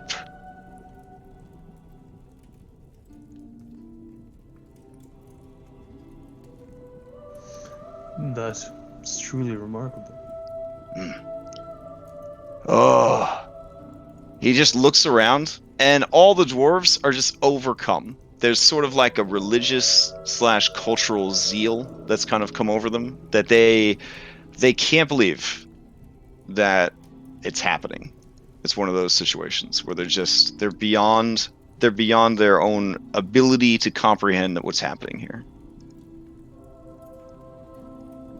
all right. So, we have a lot of work to do. I'm going to give you instructions. I want you to take them back to the city. Take them to that blowhard braggart that calls himself Vulcan. Volkar, whatever. He's a big phony. And it will have a call to arms for dwarves and gnomes that want to come and assist. We will take it to him. All right. Are you prepared to use an incredibly badass secret passage behind a waterfall to leave this place? Or do you have business to attend to first? We'll probably just No, use the we're elevator prepared. since we don't have a boat. Yeah, Oh. let's go. I suppose that would make sense. I want to fly out the waterfall. I don't wanna You go can down fly there. out the waterfall, dear. All right. So do you guys go outside so you can watch the waterfall open and watch Anastasia fly out? Yeah. Oh, Like yeah, the we one definitely wanna see one this thing, friend man. that was tall enough to go on the roller coaster, and like the rest of you are just like watching from the ground. Yeah, we All right. we all watch withholding tears, wishing Okay. that we could fly. By the end of this campaign, you will. Don't worry. All right. So on that note, you guys have successfully liberated and reignited the Mithril Forge. You are to go back and turn in the final bit of this quest to that no good faker that you met in town, and that will complete this particular arc and set you guys up for some long resting, so that you can level up to 4 and prepare for your final labor. Yes, All right. please. So I feel like this is a good place for us to take our break. So 10 minutes from now would be 10 p.m. Eastern. So I guess I'll see everybody back in 10 minutes. Sounds great. All right. All right. Do that. Be right back. All right.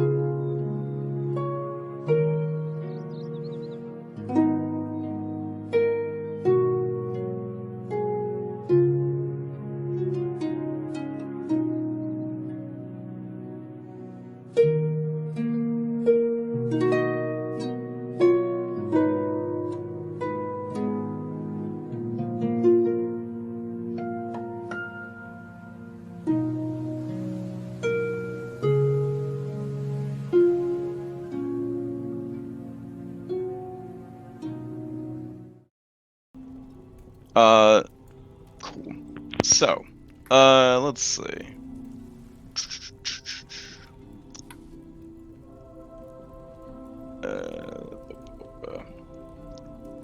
Take you guys back to your dashboard for a second. So from the Mithril Mines, your intention is to journey back to Astoria. Sweet. All right. So let's change out some music, get you guys over to Astoria. Let's see what we can do here.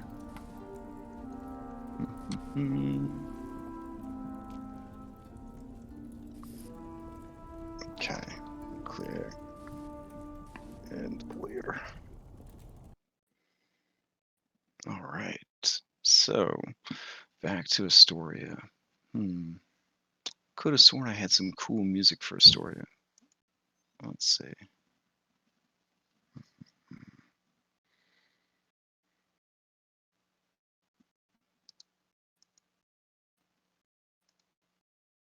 As it gets even more quiet. Let's see.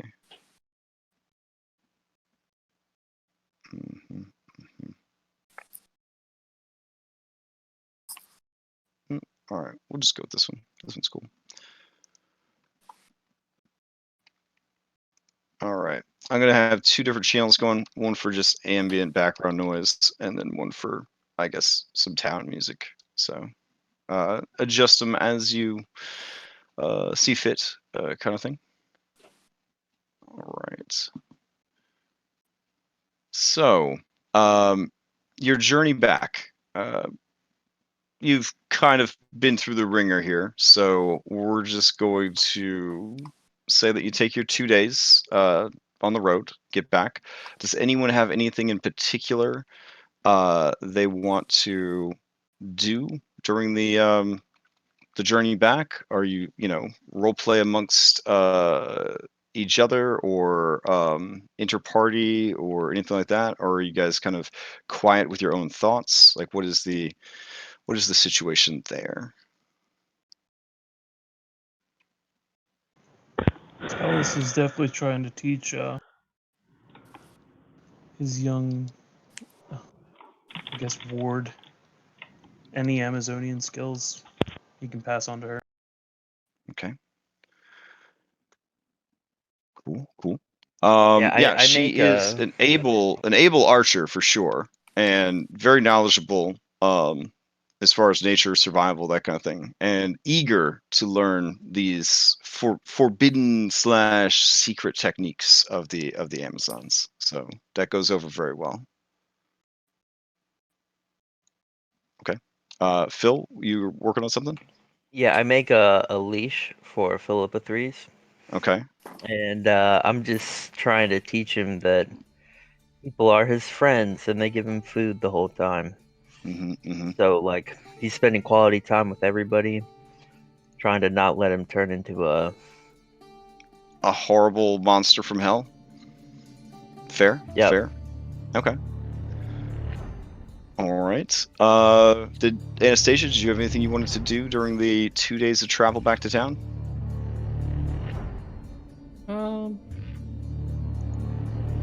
be honest. I wanted to play with the puppy, but. Okay. I I mean, mean, it's 2 days. You can can play play with with the puppy. yeah. Puppies. It has 3 heads. There's 3 heads that need petting. You guys are like a small family unit here. Yeah, and I don't know what else Yeah. I can do on the road. Okay.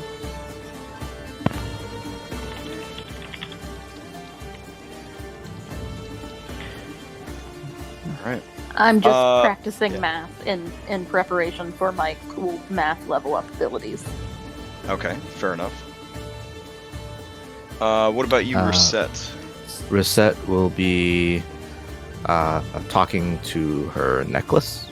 Just Okay. Just letting Grandma know what happened and stuff in case she wasn't paying attention. Blah blah blah. Yeah, no, there is the slight pulse of sort of life force from the pendant. Grandma's in there, still kind of building back up power after the miracle at the Mossy Temple. Yeah. All right. Cool. Also, I wanted to double check. I have Pythion the day 2 on my calendar. Mm-hmm. When we get back to Astoria. Does that sound right?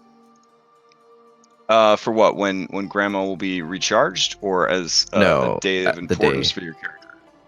No, just the day that we arrive back in Astoria, just to make sure that our calendar's correct. Yeah, no, that's correct. Okay.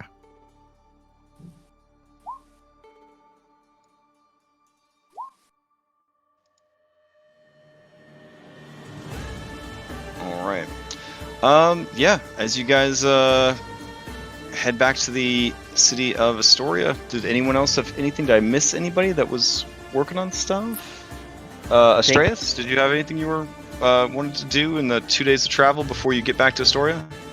Astraeus is just really focusing on kind of processing the historical impact of what we just did. A lot of prayer, and he's beginning his slow transition into the Odyssey version of Tuxedo Mask, as he is now wearing a set of spectacles that has handed over to him. Fair enough. Okay. So, but no, really, just he's focused on his studies. Almost seems very introspective on the journey back. More keeping to himself than whatever. Although anytime Philippa Threes comes over, he will happily play with the doggo. Okay. But he almost seems like sad when he does so, like that bittersweet, like he's happy to play with them and just really hopes that Philippocles is successful because, you know, it's so cute and we don't want it to become like its others. All right. Fair enough.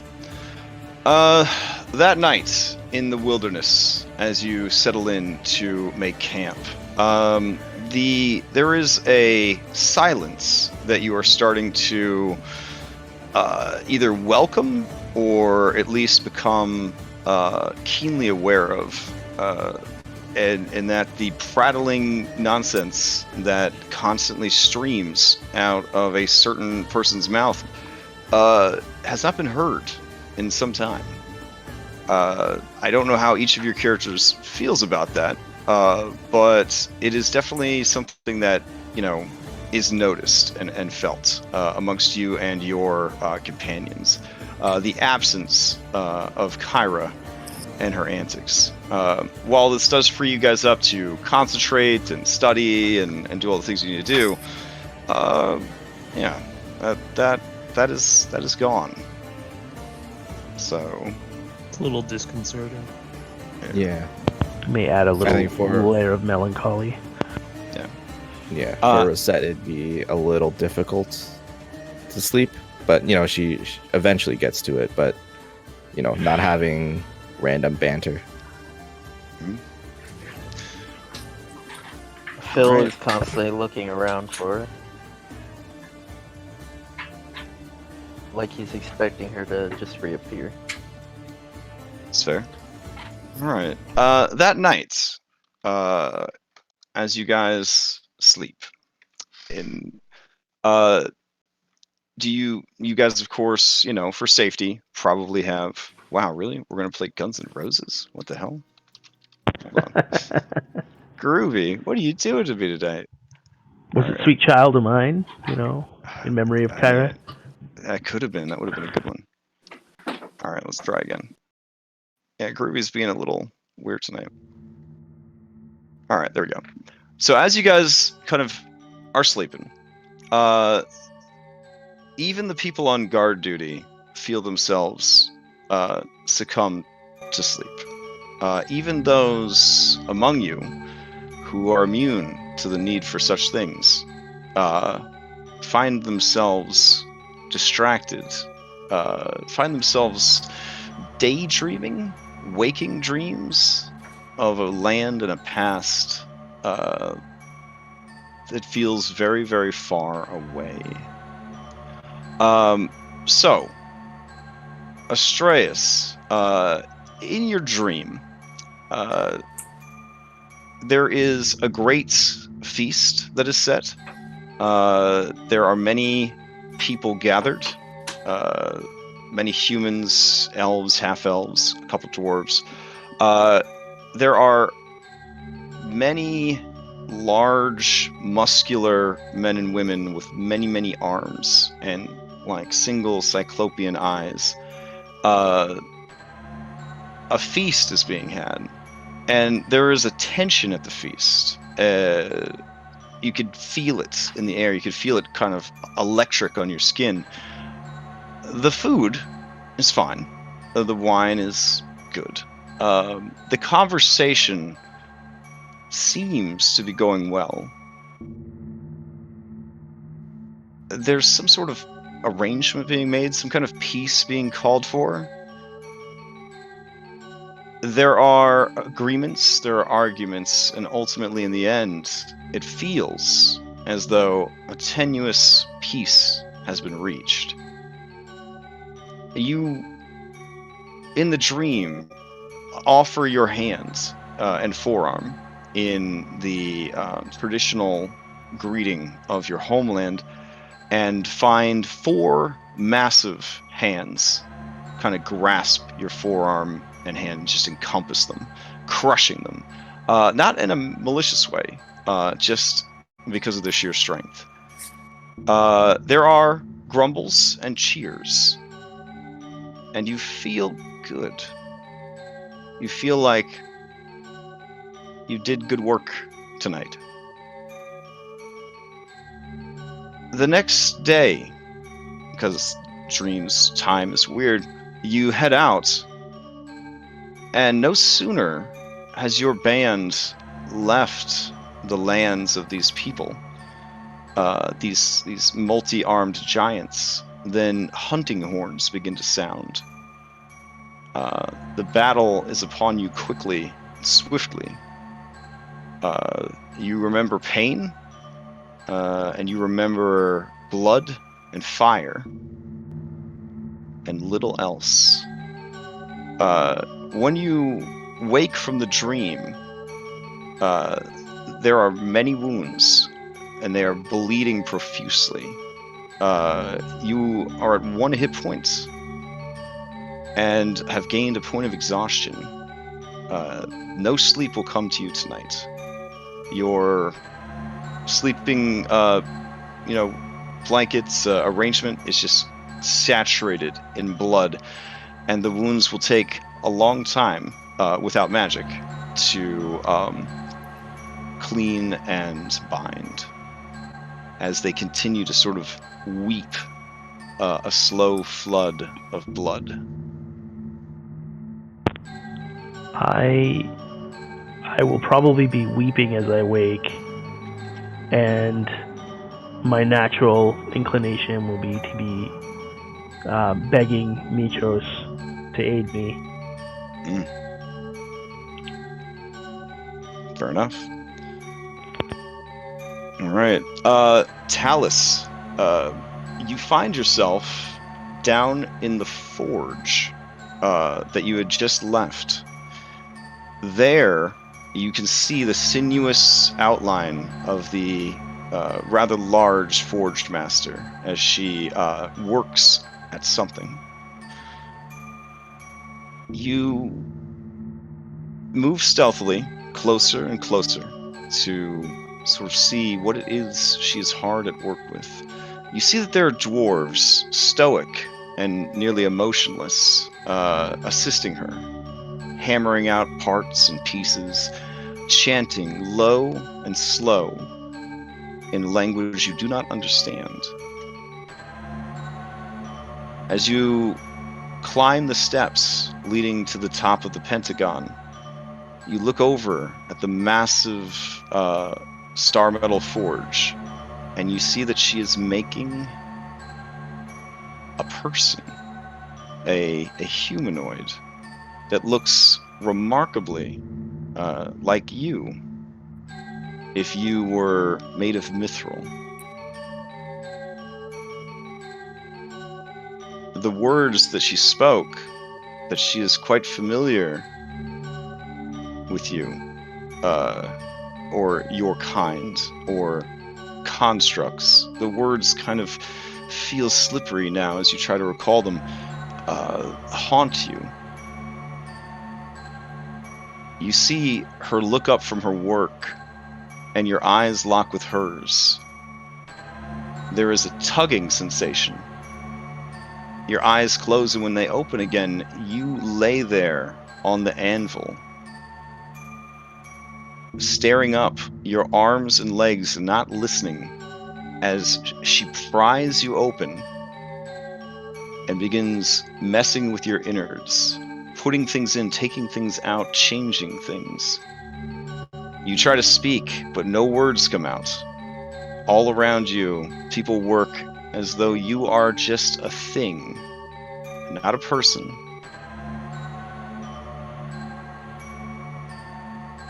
This goes on for some time before you wake. Standing with your back against the tree, your weapon drawn and ready, you come back to your senses and see the others fitfully sleeping about the campsite. All right. So, Anastasia, you find yourself in the forge. You find yourself trapped in that cauldron.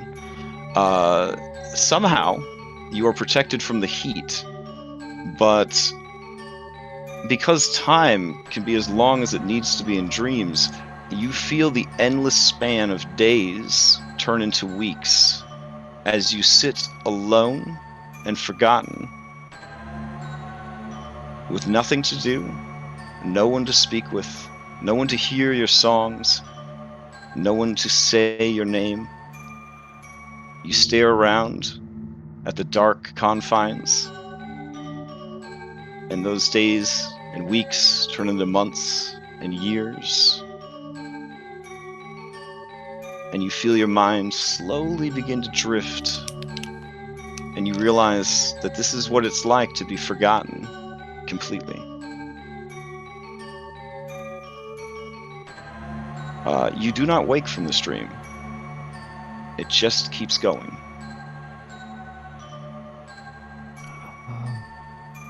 Yeah. So, Hypatia,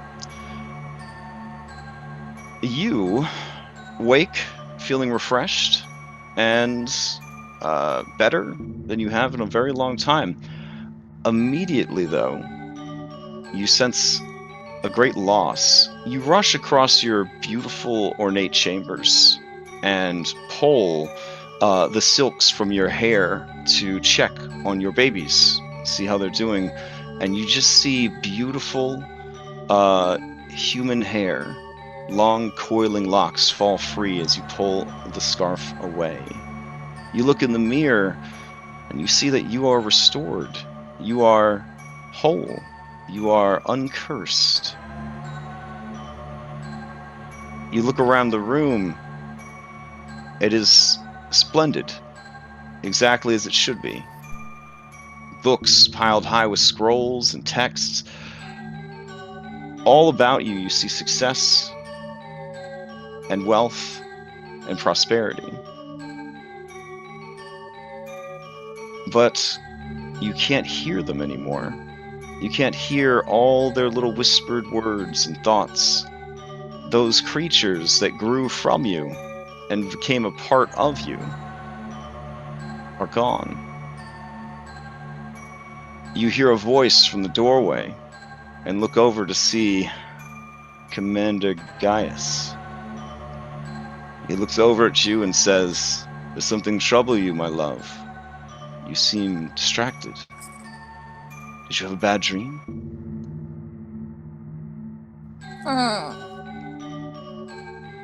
He crosses the room and puts his arms around you and places a wet kiss upon your neck. You think of striking him with your snakes, but there are none. He murmurs to you, "Perhaps today is the day we finally get you with child, my sweet, and carry on our noble bloodline." Philippocles, you are down there in the forge. You've come to check in and see how things are going.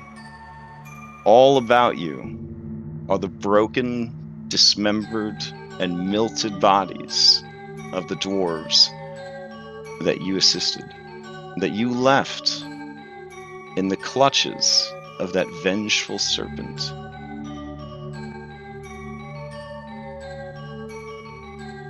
You wind your way through the halls, you wind your way through the caverns, you hear and smell troglodytes returning to claim what was theirs. No oath sworn, no bargains made. They've come back now that the foolish mortals have left to take what was always theirs. You make your way down to the forge itself, and there you see her, the serpent. She is in the middle of tearing free a head from the last dwarf, good old One Ear. She throws his body over the side where it tumbles down into the lava, and then takes the head and tosses it to you with a mocking, ringing laughter. In a voice that is certainly not hers, but a voice you've heard before. She says, "You're an even bigger fool than your father. How fortunate that such an imbecile would be chosen to die in a fruitless quest to save vermin from extinction. Keep it up, and we won't even have to work hard to see you fail." And the laughter just kind of echoes and carries you out of sleep. And finally, Reset. The only nightmare delivered upon you is just an endless replay of every misstep, every missed attack, every botched maneuver, every poor decision. Every time you were less than perfect. Every time that you failed your destiny and your family just plays out over and over and over and over. You try to advise yourself, you try to tell yourself what you could have done differently, what you could have changed, what you should have done, but you don't listen. That stupid girl will not listen to you, and she just keeps screwing up. In the background of your dream, Reset, is this low, mocking female laughter that rises in pitch and volume at the particularly wincible and embarrassing moments of your recent adventures, of your past, of your childhood. Every single flaw, every imperfection, paraded out one after another, endlessly. All right, those of you who awake, you find that Anastasia and Reset are both still asleep, quite fitfully. What do you do? Tell us to try to wake him. Okay, fair enough. I will walk away to the nearest water source and take a bath. Like Fair enough. the most thorough bath that has ever been taken. Understandable. All right. I'm gonna look after Astreus and his wounds and try to bandage. Because you're trained in medicine, Dr. Phil, Yep. you know that these wounds are of a supernatural nature. They were made by no material weapon.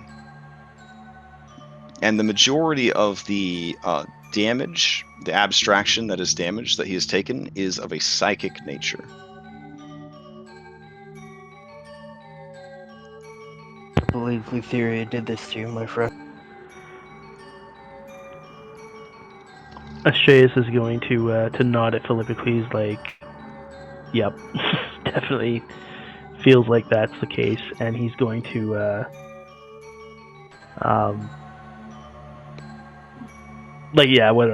channeling magic or whatever. I'm going to try and ask Mitros to and the five to assist me and to aid me in this moment. I'm going to try and heal myself. All right. You think we should wake the others? Definitely. If Lutheria is attacking, as we sleep. Astreus, as you go to call forth the power of Mitros, your prayers go unanswered. There is no magic. There is no divine spark. There is nothing. And you realize that it makes sense, because why would she ever want you or have you or help you? So I'd be like halfway through answering Philippe's question before I realize that like I'm reaching out and there's nothing there, and I'm just gonna like fall to my knees, just blinking. And if Phil like looks to assist me, I'll still motion for him to help the others, but I'm just gonna be like stunned. Yeah, Phil, as you work on Astreus' wounds, he does not seem able to wake up.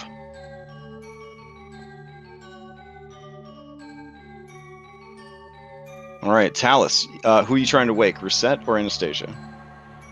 I'll start trying to wake Anastasia first. Okay. How do you do so? You just give her a shake, a couple slaps, pour a bucket of water on her head. What are we looking at here? First, just try shaking her awake. Okay. See if there's any response to that.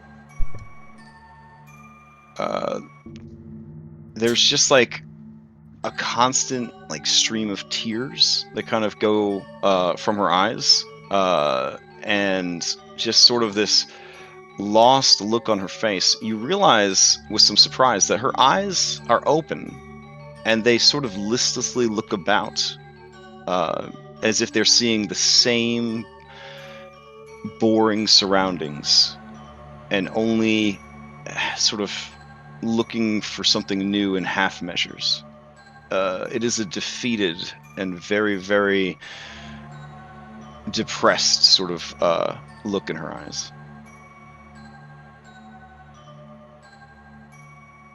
Oh, if that's not working, then try to pour some water on her from my canteen. Okay.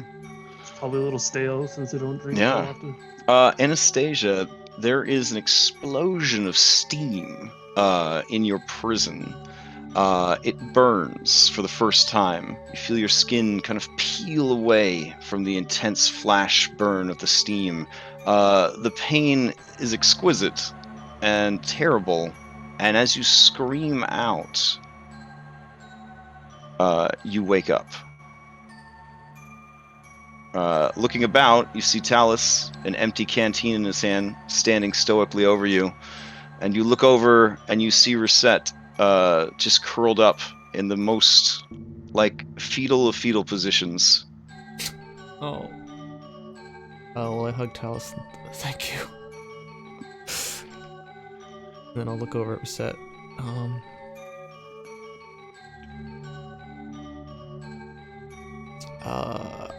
I will go over to her and try and cradle her, and I'll start singing maybe a song Kyra may have taught us.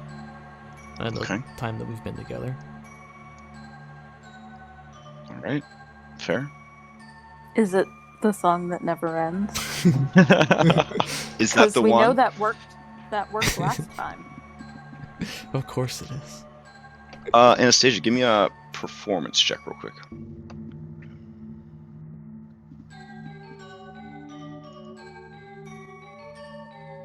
There it goes. Oof. I have advantage with my voice all the time. Oh, there you go. Okay. Yeah. Choking on the words at first, they eventually come out in the same obnoxious tone and pitch that was used before. Reset, as you continue to judge this worthless girl who doesn't try hard enough, who doesn't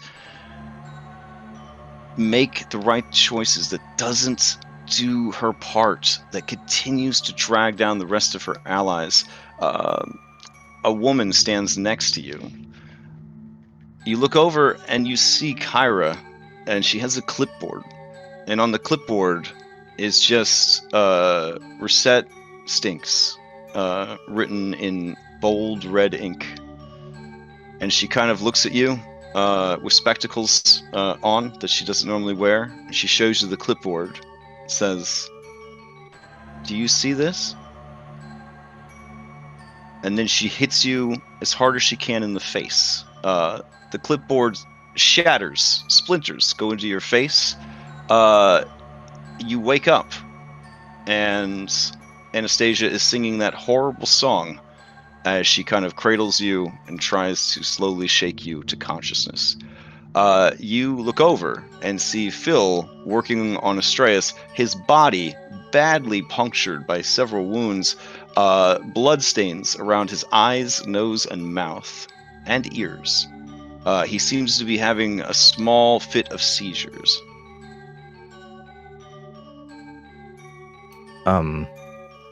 Well, she's gonna be shaking, kind of.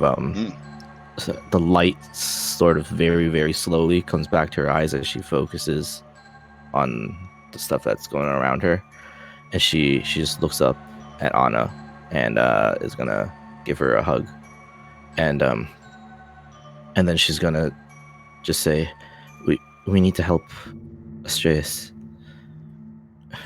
We need to help him." All right. And then how do you guys propose to wake him?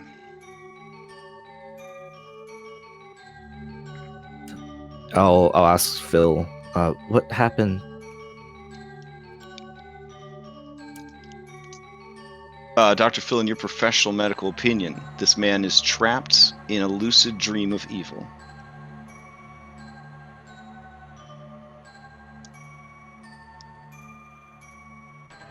This is Lutheria, right? I don't know if Phil is trying to talk and he's muted or what. I don't know what's going on with Phil. Oh, dang.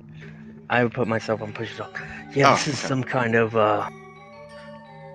lucid evil dream from, I believe, Lutheria.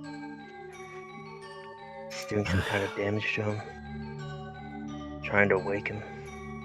But I'm afraid if I hurt him at all, he'll be... I can try, and then Yeah, Anna. I'll go over and I'll try and do a cure wounds from myself. Okay. And again, it's that same kind of painful sensation of burning until it becomes soothing. All right. Out here, level 2. Astreus. Yeah, like Phil sets your body back down, stands and walks away. Your body is too broken and too damaged to get up. You just sort of lay there and watch as he and the others walk away. As you turn your head and look, you see not your recent allies, but your young squire. Squire? He seems older and hardened somehow. He's covered in blood and gore from head to toe. He looks at you, and his eyes open wide and see you. They're all white with 2 tiny pinpoints of black, so dilated with rage and murder. His teeth flash white behind a film of blood. His weapons barely visible beneath the absolute gore that covers them. You see him standing in a village square. There are very large children and women dead all around him. Houses burn, and cries echo into the night. You feel some of that fire catch on your clothing and begin to consume you. As it does, you realize it's probably better this way. But as you close your eyes and accept what's coming, they open to the very earliest hint of daylight and several of your new allies standing over you.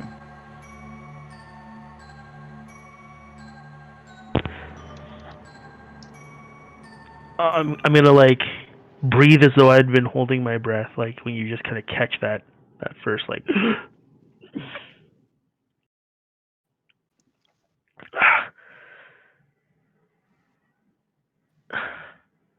You're not. None of them are covered in blood or anything, right? No, they all seem a bit shaken up, a bit grim. They all seem very tired. Even Talus, who never really seems tired, has a weariness about him. Astreus is I going like to to do. begin to try to stand before he realizes that he is in a lot of pain, and kind of gasps out in pain and just lies back down for a moment. I'm gonna catch him as he kind of falls back down, and just say, Astreus, it's okay. It's Lutheria. It's just Lutheria.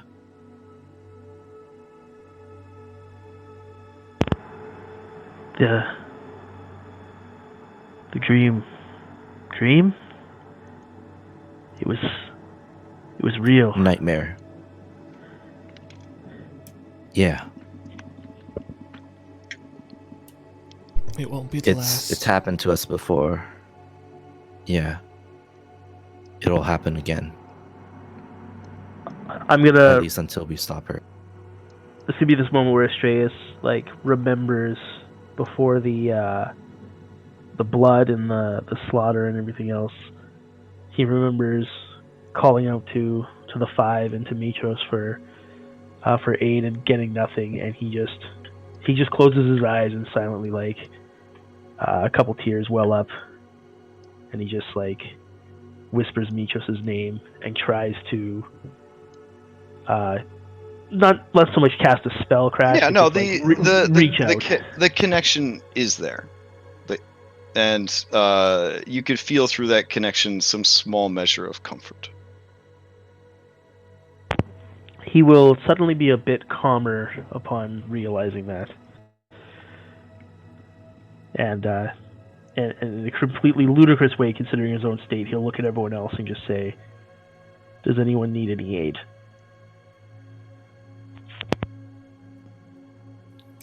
At this point, you may notice that Hypatia is just not there. True. That would concern him upon realizing there's a count and we got some missing there. Yeah, Did I I think see her Phil, wander off? you probably noticed her rush from the scene towards a nearby spring/riverbank. She ran that way. Her as well. Yeah. I don't know why. I rushed to Astreus' aid.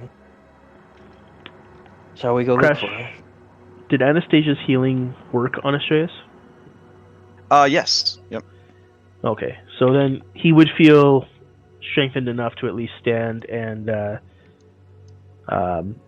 in a very eerie deja vu motion to Philippocles to go ahead of him to check on others. But this time I'll limp behind him. And if Resette's still kind of at my side, I might be using her for some, support and balance as I get my feet under me.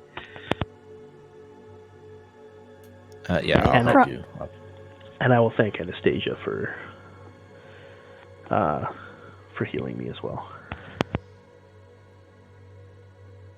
And probably when you're halfway to the stream, you would kind of run into, possibly physically run into Hypatia, who is super distracted and also damp.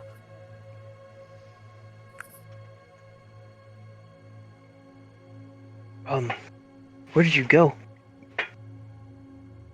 What? Oh, I needed a bath, and yeah. Should we go? We should probably go, right? Yeah. Back to Astoria. Yeah, let's go.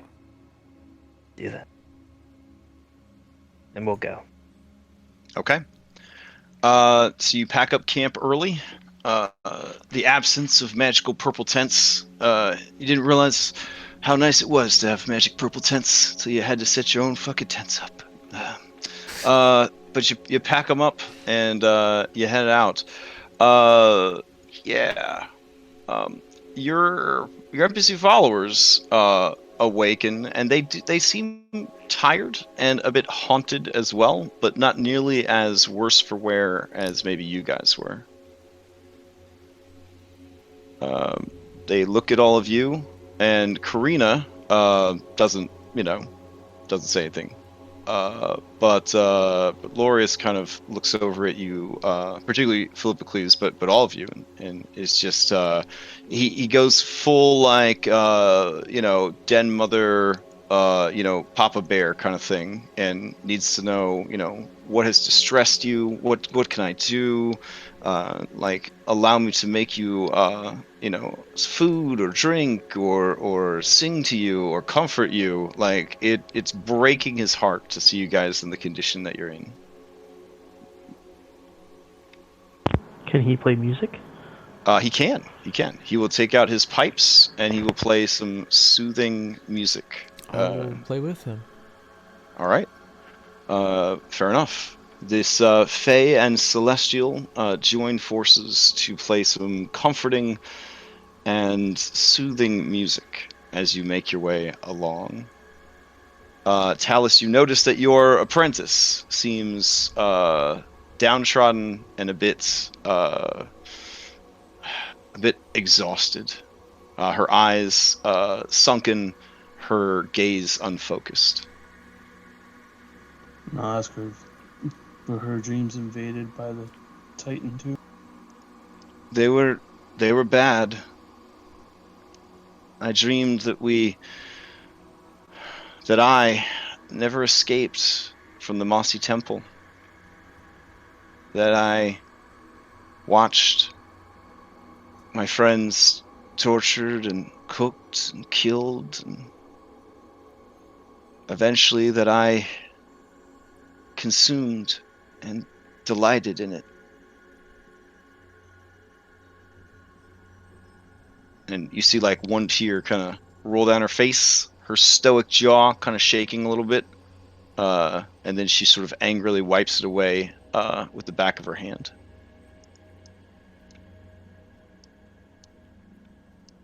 All right. So, you guys make it back to Astoria. Hooray! Sweet. So, where to first in Astoria? What time of day do we arrive? It would be late afternoon by the time you arrived, because it's a 2-day trip. So yeah, you could get there late afternoon. You guys set out early today, so you wouldn't get there around supper time. It'd be about 3 or 4 in the afternoon.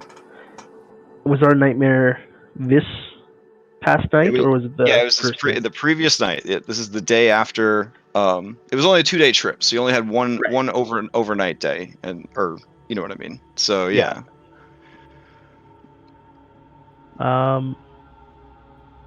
Where do you guys want to go? Go, Volcar. Yep.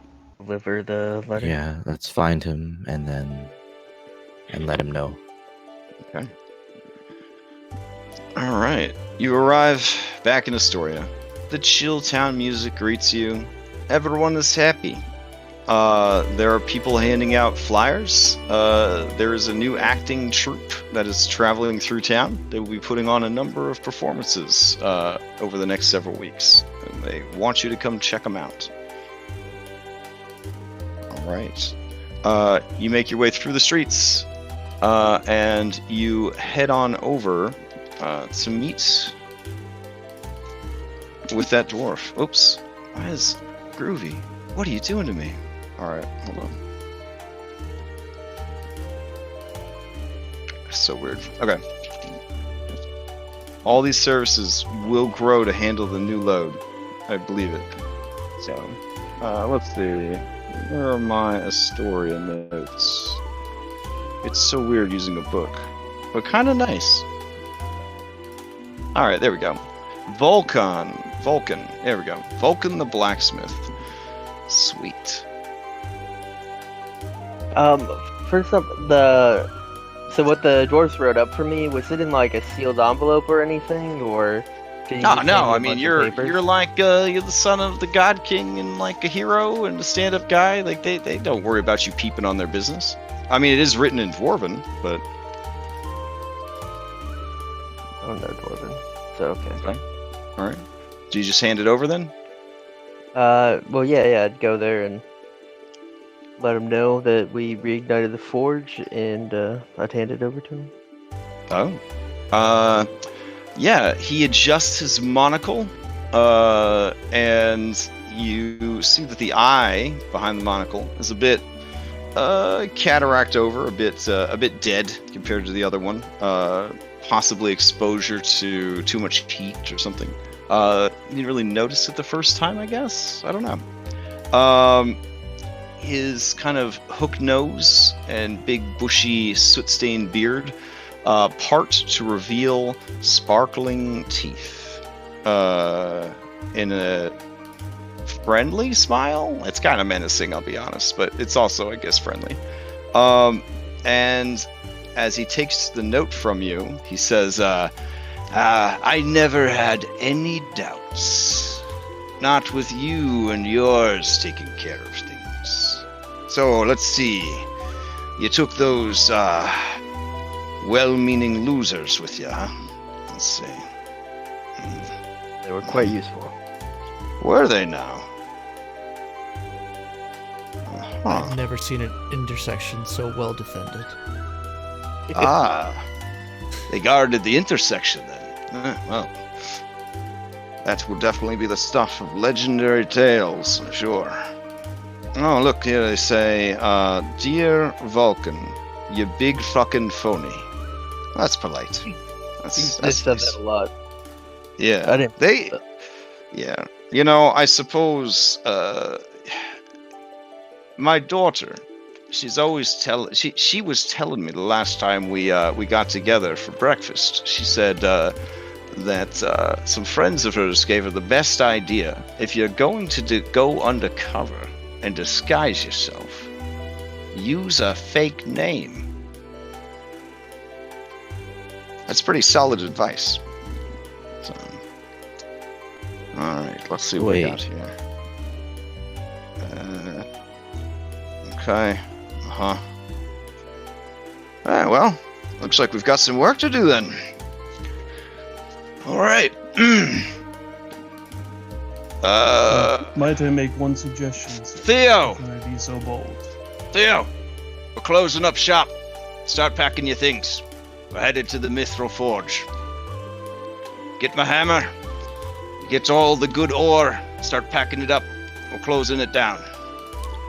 Oh yes, my good friend Talis. I hope that that armor upgrade came in handy for you. It did indeed.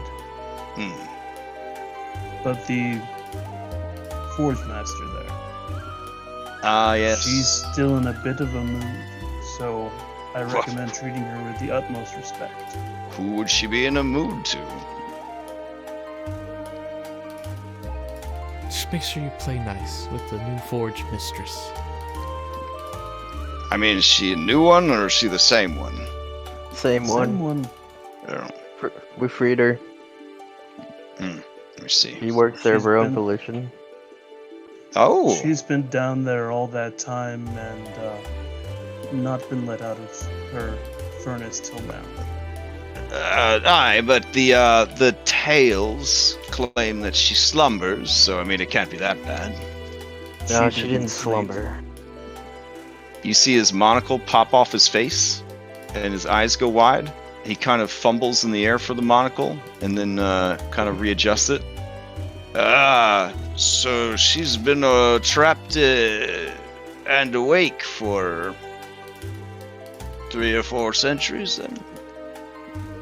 Imagine being stuck in a bath of your own water for that long. Boy, that would be very unfortunate for anyone who was around at that time. That she would know for sure. Yeah, Yep. she was very hostile to the dwarves and a man named Vulcan. I would be careful. It's unfortunate now that I share that name with that person. That's not me. You remind And me of you're a someone, dwarf. Vulcan. Well, you know, Vulcan's a very popular name among dwarves. It's basically like, you know, Michael and Brittany. Just you might want to Yeah, follow I've your heard that daughter's before. advice. Maybe while down there. No, I'll need to come clean. In truth, I wanted to go and relight the forge myself, but had I done such a thing, it would have been viewed as potentially hostile against certain arrangements that had been made. So... What are the consequences of breaking those arrangements? Oh, well, the Titans would just sort of launch their full-scale war efforts and not hold anything back. Here we endure a few attacks, a few skirmishes now and then, agreements to disagree, but it's never anything on the epic scale of a world-shattering event of warfare and carnage. That's the true age of peace. We're too old, too wise to hold each other accountable for the little things. But it's when the biggest pieces on the board step out of line. That's when it really counts. Does that make sense?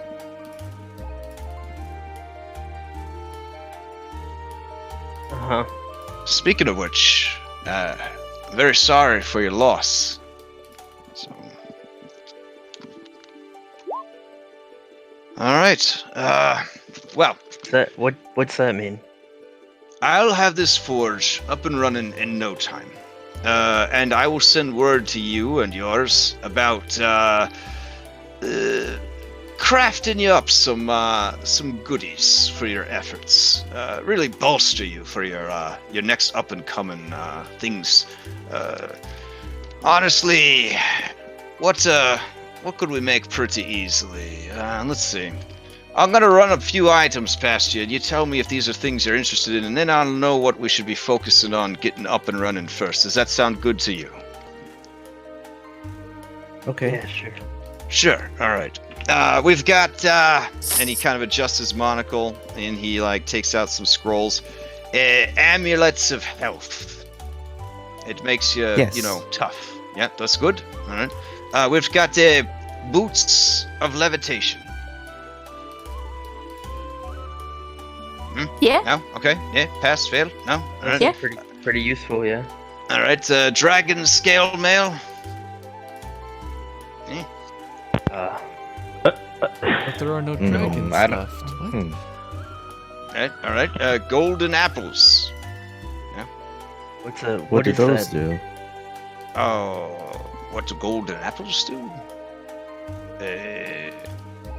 Pretty sure they make you immortal. Hold on, and he begins kind of scrolling down the page to double check because it doesn't want to say the wrong thing. Hold on. Here we go.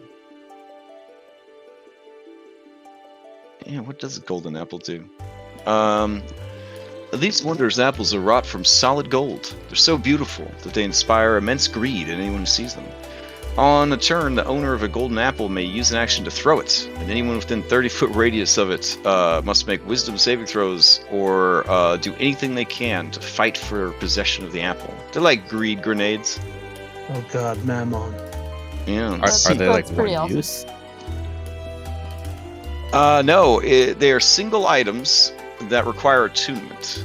But you can really use them to F stuff up and do crowd control. So, Yeah. pretty nice. That sounds super useful. Let's see. That's I kinda can. cool. We used to make a lot of. They used to make a lot of magical instruments. Don't know if any of you would benefit from anything like that. Let's see. Javelins of lightning. That's easy enough, I suppose. Just get a little bit of star metal. Let's see. Lots of mithril. Mithril chain, mithril weapons, enchanted mithril chain, and mithril weapons. Pegasus bridles, always nice. Staff of Healing, Trident of Fish Command, Winged Boots. Any of this sounding good? The boots sound good.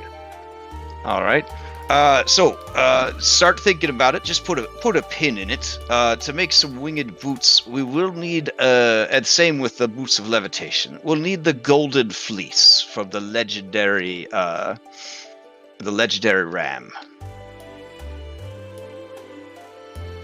I believe there's at least one currently finding its way around the world.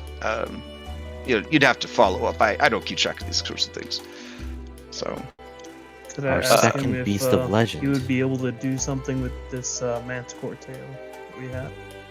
Oh yes. We could make a poisonous whip out of that, no problem. I also got some tree and bark. Okay, all right. Could make a breastplate out of it. All right. Hey, yeah, hit me up with all your special reagents. I'll see what I can do.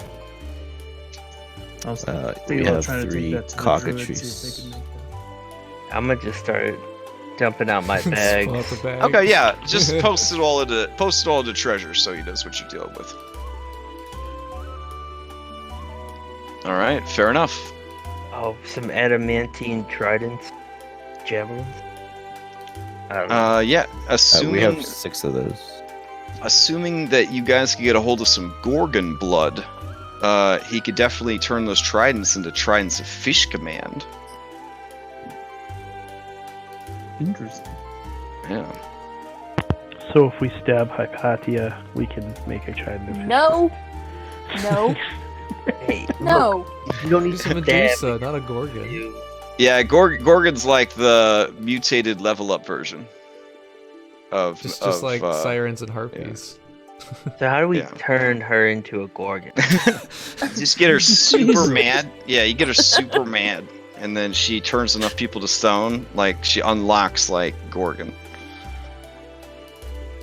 All right. Also, they can make other items by request, and they can make them faster than the normal rate listed in Xanathar's, in so much as they have a magical forge. They have the Forge Master, and this Vulcan guy is apparently going to assist. So all that will speed things up. Awesome. Yeah. All right. Adamantine shield. Could they I do mean, that? if you think that will save you from critical hits, I don't know what to tell you, but it will. Oh. Adamantine equipment will give you a death saving throw against extreme critical hits, but will not fully protect you from extreme critical hits. Or it would be super easy to just completely trivialize the whole system that we're using for critical hits. I mean, that sounds good enough for me. I have heard the words that you have said. So, What kind of like big weapons can you make? like all this pansy shit gave us a little sword, kind of poking thing. I'm trying to really fuck. You want something that's sort of puts your father in a little bit of a jealous mood, huh? Yeah. Something that shows that you've got what it takes, huh? That you're the next big thing. Yeah, I suppose, Interesting. yeah. Okay. Yeah. I think I could probably start working on something like that. That'd be great. Thank you. Vulcan. all right. He gives you a nod. All right. Does anyone else have any requirements of this guy that's totally not anybody, but just a dwarf pretending to, not pretending anything, just being a guy? It's totally nobody else. Nice. I whispered one to you because it's really kind of meta. It is. It's like game feature stuff, so I don't really know how to pitch that to him. But yeah, I mean, I would have to kind of compare it to similar items and see what the cost of those items are, and then that would determine how long and what materials it would take to make, essentially. When Astraeus actually does suggest it to him, he does it almost like in a low whisper, as if he's like not ashamed of, but like he doesn't quite know what this thing is capable of, so he's just like, "What about this?" Right. So OOC, demigod, your path is tied to the forge being restored. So the weapon that they could craft, would you be looking at something more Rod of Lordly Might or something more Luck Blade? Rod of Lordly Might. Okay. So Vulcan would sort of inform you that he has an idea for a weapon, but and this is an awkward thing to ask, he'd only be able to forge such a legendary weapon if he had access to Pythor's hammer. Okay. Yeah. I'll talk to him about it. Okay. And he says, I talked to him about it myself, but I get so nervous around kings. Yeah, definitely. Very powerful figures. Mm. Kind of freak out. Yeah. all right. Thank you. Fair enough. So, anything else that you guys need from this guy? No, not at the moment. I mean, I asked him about making a chakram, but I figured that's a +1 chakram. That's probably easy. Oh yeah, they can make +1 mithril weapons, no sweat. So, in fact, they could do +1 mithril weapons at such a reduced cost as to make me blush. You guys, now that you have the Mithril Forge up and running, assuming you can wait for them to be produced, they can make you mithril weapons +1 for only 200 gold each. Jesus. Oh What? my god. Okay, so like, let me just take a Yeah, second. please. Let me just take a second. When I told you guys that this campaign was very easy, okay, I didn't mean that it didn't have any totally badass epic Greek monster boss battles.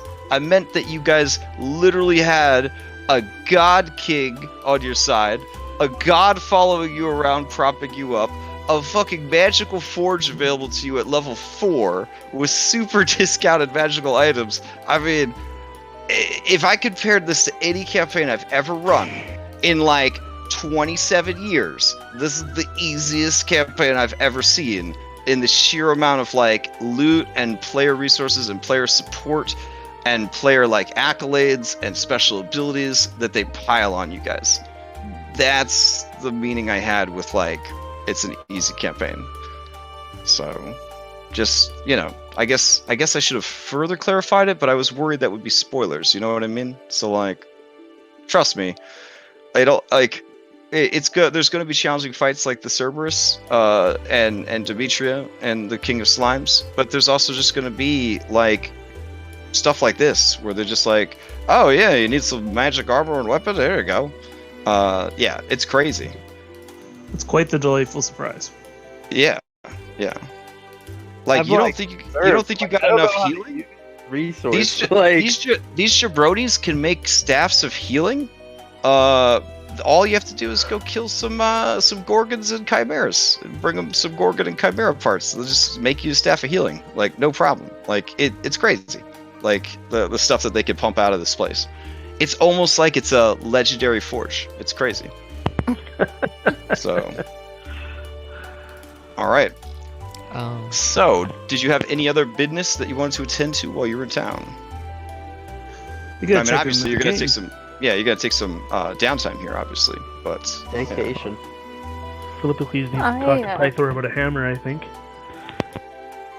Okay. And I want to write a letter to perhaps a mentor I may have had at the academy, asking about things that could help prevent bad dreams.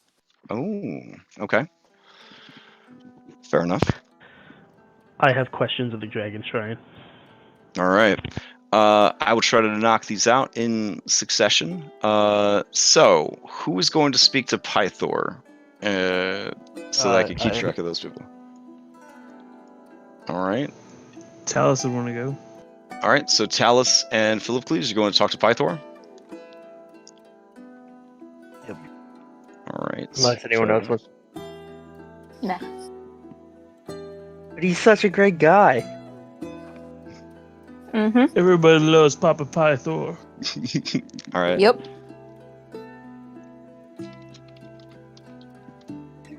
All right. So you guys are going to head off to do that. Reset, what are you doing while you're in town? On this like first evening that you're back? This might be a long shot, but is there anyone in Astoria that might be Arisian or have like trained in Arisia or anything like that? Yeah, Or I I mean, could try looking around. the war is definitely in a cold period. So there are definitely going to be people from Arisia who immigrated here or have come here to sort of set up like storefronts or manage trade or even like foreign dignitaries that are here representing Arisia politically, trying to keep an eye on the enemy / minimize future conflict kind of thing. So that would there definitely would be some people from Arisia here. Yeah, I'd like to spend the day looking around to see if I could find someone who would be able to maybe like spar with me or even like help me improve my skills and stuff. Like just practicing during the downtime. Okay. Yeah, sort of to lead to the level up. All right. Yeah, it works out rather well. You kind of ask around, and now that you guys are going up the ranks with your fame, you are recognized, especially by these Arisians, on site, and brought before the Arisian diplomats' family, and invited to sup with them. The head of their house guard, also an Arisian monk, listens to you as you discuss new techniques and new forms that you would like to practice, and eagerly offers to spar and train with you. All right. Let's see, Anastasia, what are you getting up to? I want to talk to Vulcan more. Not about items and stuff, but Sure. What do you want to talk to him about? I'm gonna say he's a flurry of packing and preparing, but he does make time to speak with a hero, one of the chosen of the Oracle. I say, you're all very bad at this. Yeah, it's true. I just don't like going around with someone else's name. You know, my name is my name. I shouldn't have to give it up.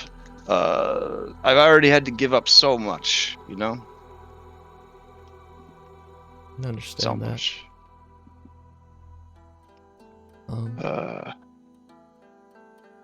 I'll put it I hope- plainly.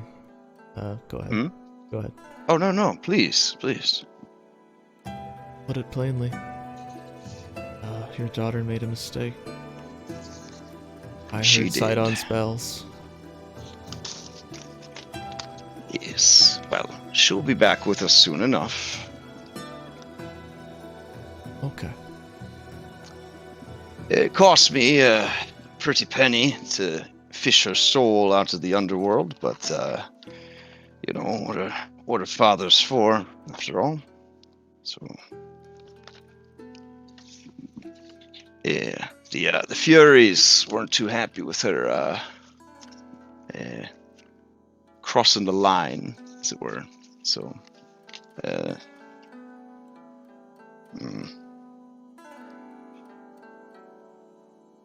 And then he kind of like cracks a smile and he says, I'm just kidding with you. No, she's laying low for a little while. She's convinced that the Furies are after her, but I'll be honest. Casting a healing spell at the first circle of magic. Nobody fucking cares about that shit.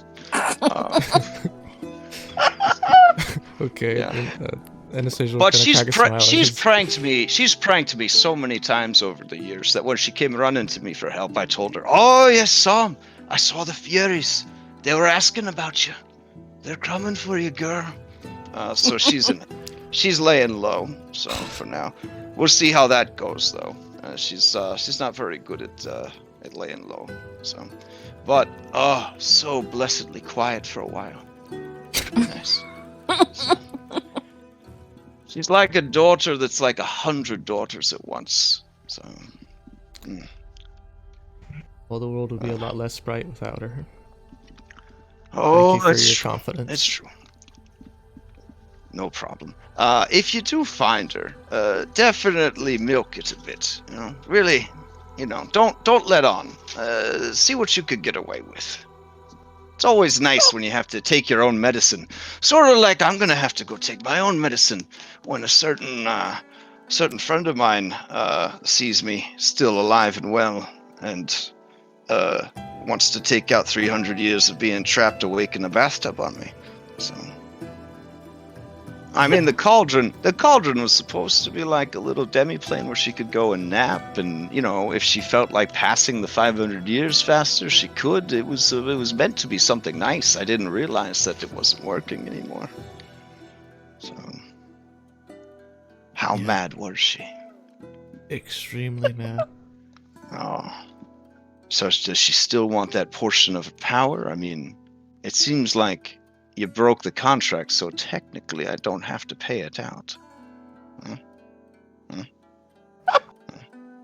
Perhaps with you can bargain with her again, but I would not try and. Well, maybe you could do me a solid. If you do go after that ram, maybe you could sacrifice it to your buddy Vulcan, and then that'll bolster my divine spark a little bit, so I could hand out a little of the extra. You know what I mean? What was the elemental's name again? Is it Emru? Yeah. Emru. Okay. It'll help Emru. Absolutely. Oh boy. Has she been staying fit though? Is she? I mean, could I take her in a fight? You think if it got real bad? I don't know. I'm not sure what you're capable of. There was a lot of hesitation there. That makes me nervous. All right.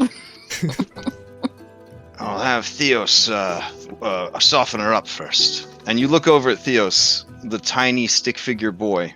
That is his apprentice, and you think that Theos would probably make it half of one initiative count.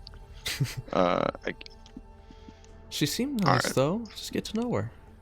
She was very sweet when we were building the forge together. It's just if I wasn't already happily married, I might have thought about trying to make something of it. So I'm no philanderer like my no good son.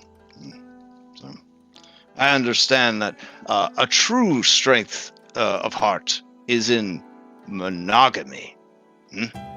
When you love someone so much that you don't have room for anyone else. Speaking of which, you keep that Atreus guy away from my special lady, all right?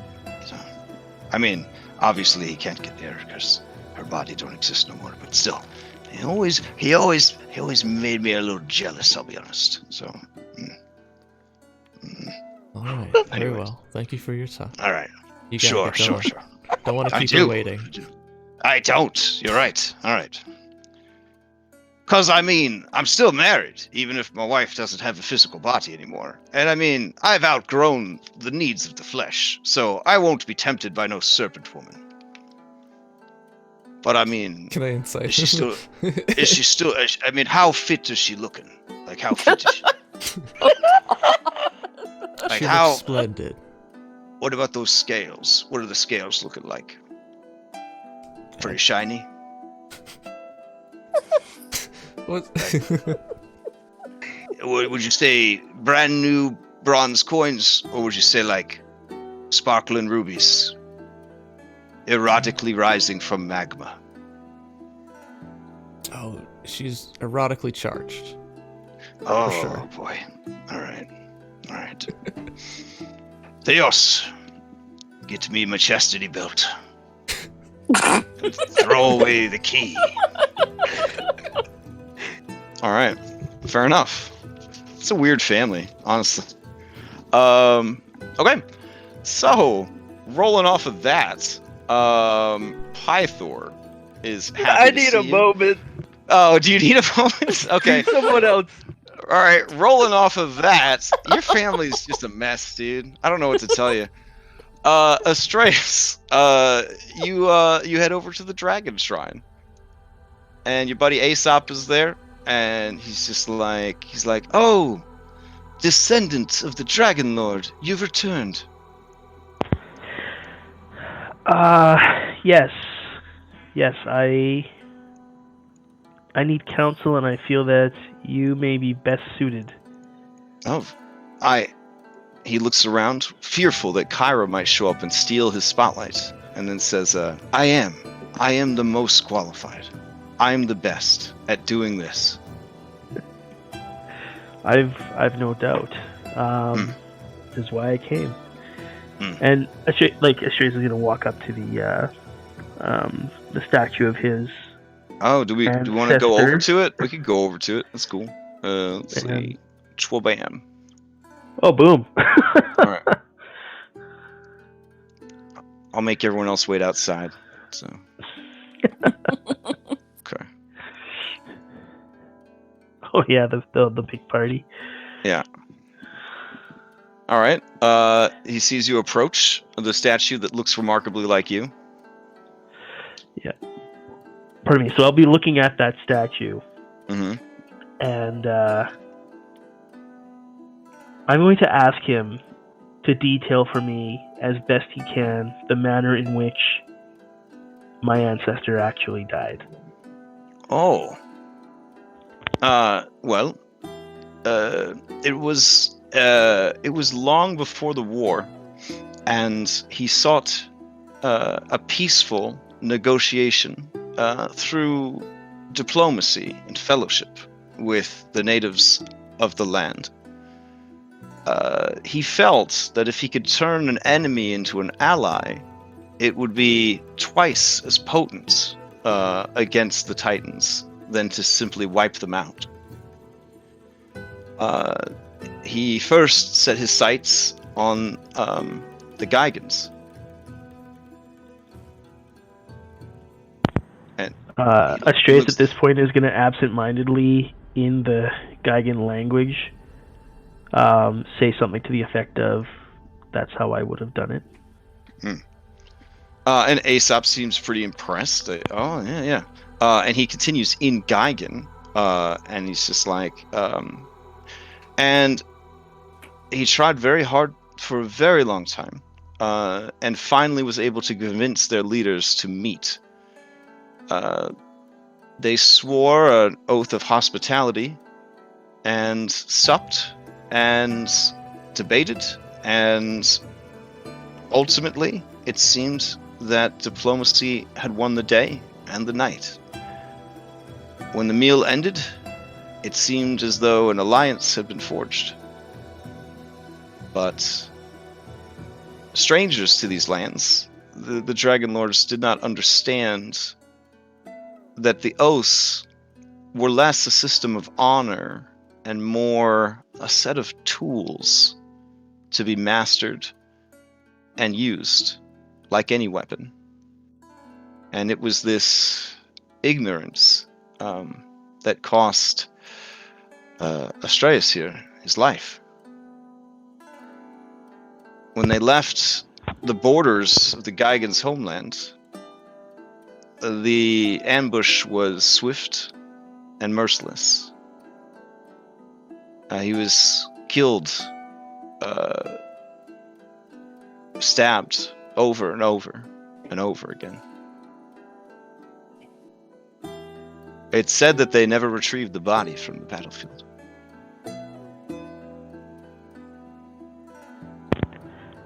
Strace is gonna look at Aesop and say, back in common, can you think of any possible reason why Lutheria would share such a vision with me in my dreams? He looks around nervously. He unstoppers his wineskin, pours a little bit out on the floor. The floors in Thylea are just gross. They're just gross. And he kind of looks at you and says, if you have attracted the ire of the Lady of Dreams and Death, I mean, most of the dreams she sends people have only one purpose: to drive them mad. Only her priestesses and those monsters that have proven themselves to her ever receive any useful visions. Strace is going to remember the part of the dream where he appeared to be cut off from Mitros. Mm-hmm. And just kind of nod like, okay, yeah, that checks. And one last question, more of a clarification. When we were last here, you had said something about how it was the death of this Astraeus that seemed to turn the Dragonlords on a more violent path in their dealings with the Thyleans. A shadow falls over Aesop's face, and he turns his gaze to the statue of Xander. And he says, Astraeus' squire took up his spear and his purpose after his death. His methods were brutal, but efficient. I've spoken on this before to you and your allies, and I still stand by my position. I would choose life for our people every time. I suppose witnessing what he did, he likely felt there was no other choice. Diplomacy would have seemed to him to be removed from the table. Thank you for your counsel, Aesop. I truly appreciate it. You are always welcome here. I know I asked this last time. I fear to be in imposition, but may I spend this night in the shrine? Of course, of course. As a descendant of one of the Dragonlords, it is only right.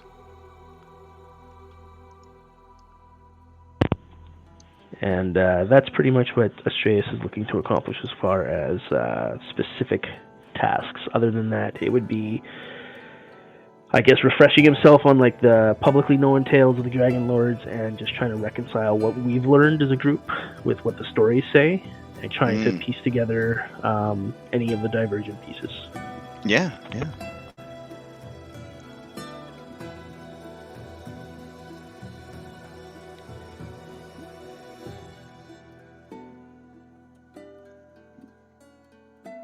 Phil, are you sufficiently recovered from that little... Yeah, I'm recovered. Okay, so, Philippocles, and Puppy, and Talos, you guys head to Pythor's palace, wherein he eagerly awaits your return. And Honora just kind of, oh, you're still alive, that's cool. Yeah, I kind of give her the same reaction. Oh, like you're still alive too, okay. Yeah. Pythor looks confused. He's like, I can't ever make sense of you kids. Last time you saw each other, it was like kind of creepy, and now it's like you don't even like each other. I don't even know. My boy, it's been a little slow hearing the songs of your deeds, but wow, when you picked that Cerberus up, I mean, admittedly it was a baby, but you picked it up and you just threw it into the lava. Oh, when I heard the bards singing, I yelled, "That's my boy!" I may have thrown a table through a wall too, but I was overcome with pride. What you done? You know, I mean, no offense, but you don't see your sister ever throwing a table through a wall. And Nora grabs a stone chair, throws it at him. It hits his body and shatters, and he kind of staggers for a second.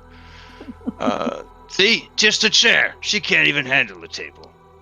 That's why you focus on diplomacy and all that frou-frou stuff, sweetheart. That's right. Us boys handle the boy stuff. Yeah. It's important to establish gender roles. That's just how I feel. All right, so now that you've got the forge, what next?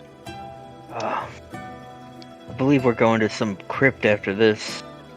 But I'm gonna be honest, Pa, after fighting that Cerberus,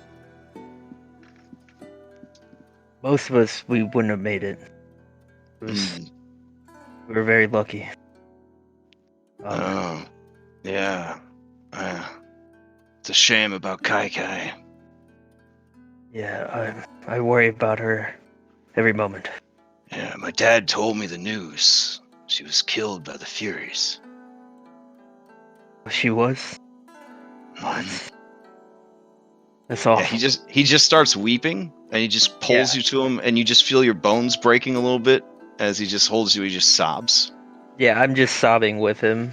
I wish I could have been there. I wish I could have seen her brat face getting torn apart.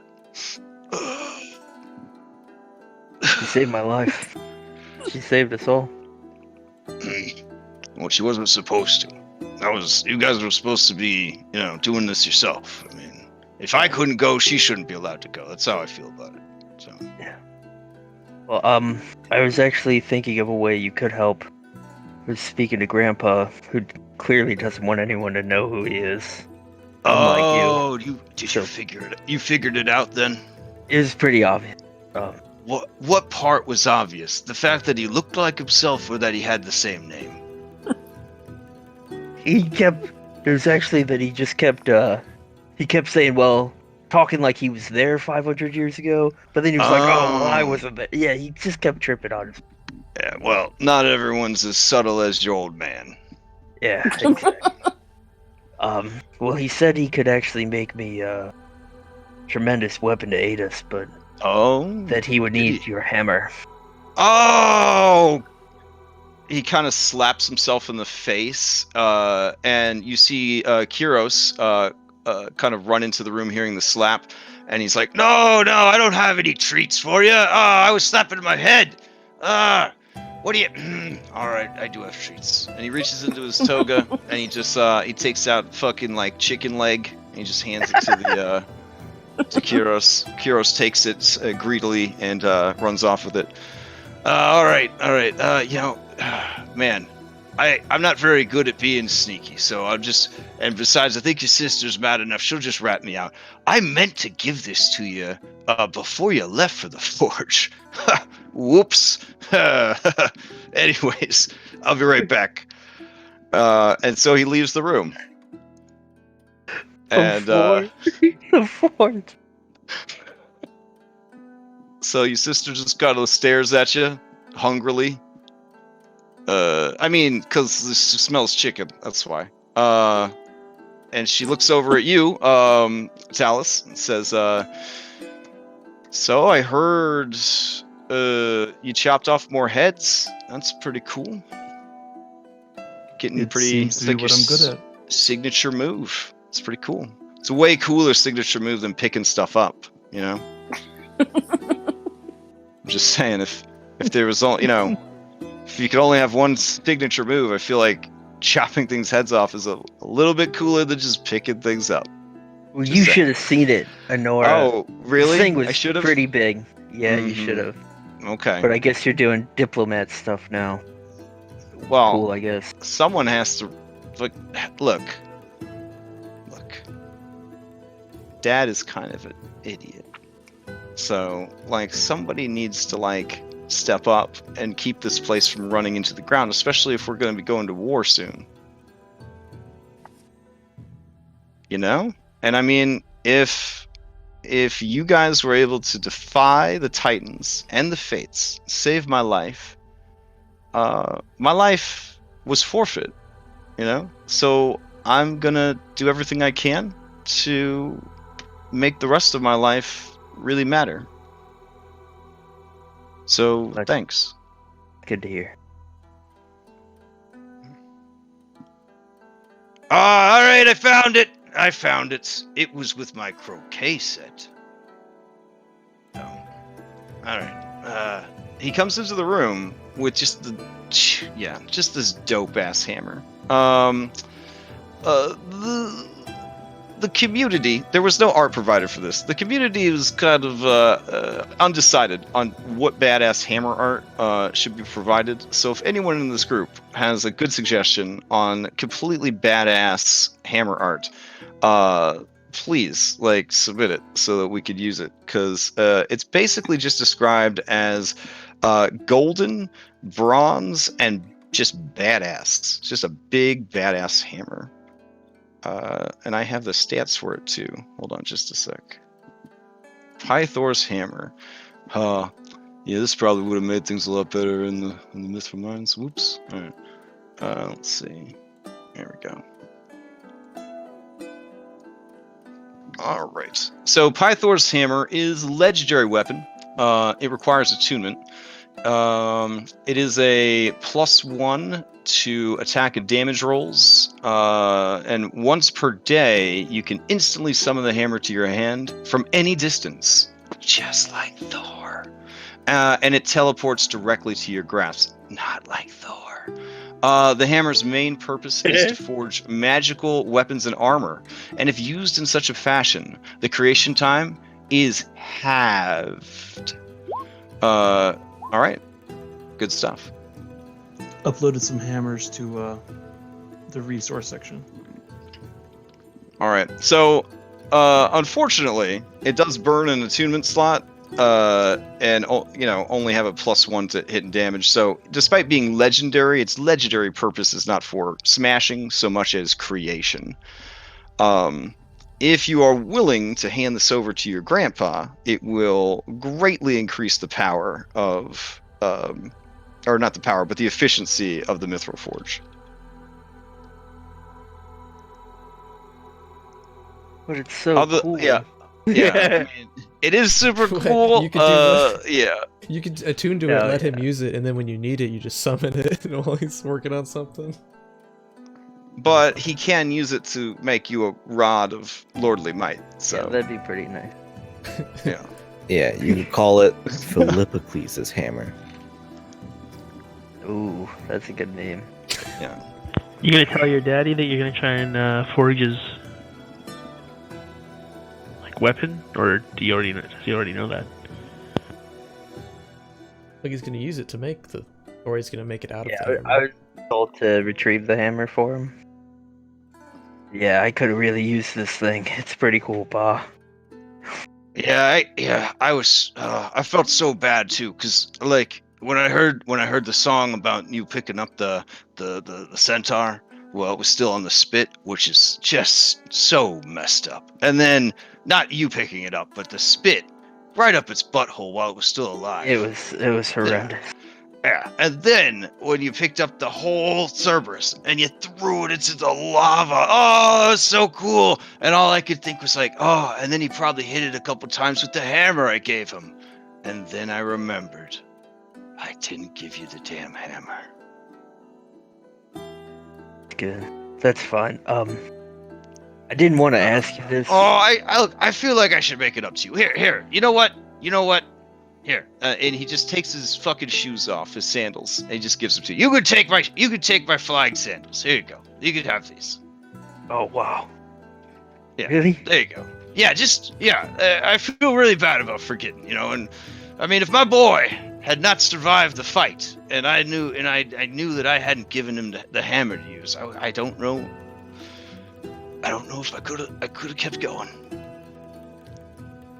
I'll watch better. I'll take better care of especially with these. Thank you. All right. So add sandals of flying, which are boots of flying, to your inventory.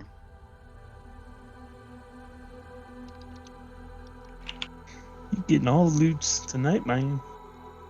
All right. Well, I Used mean, to have a godfather.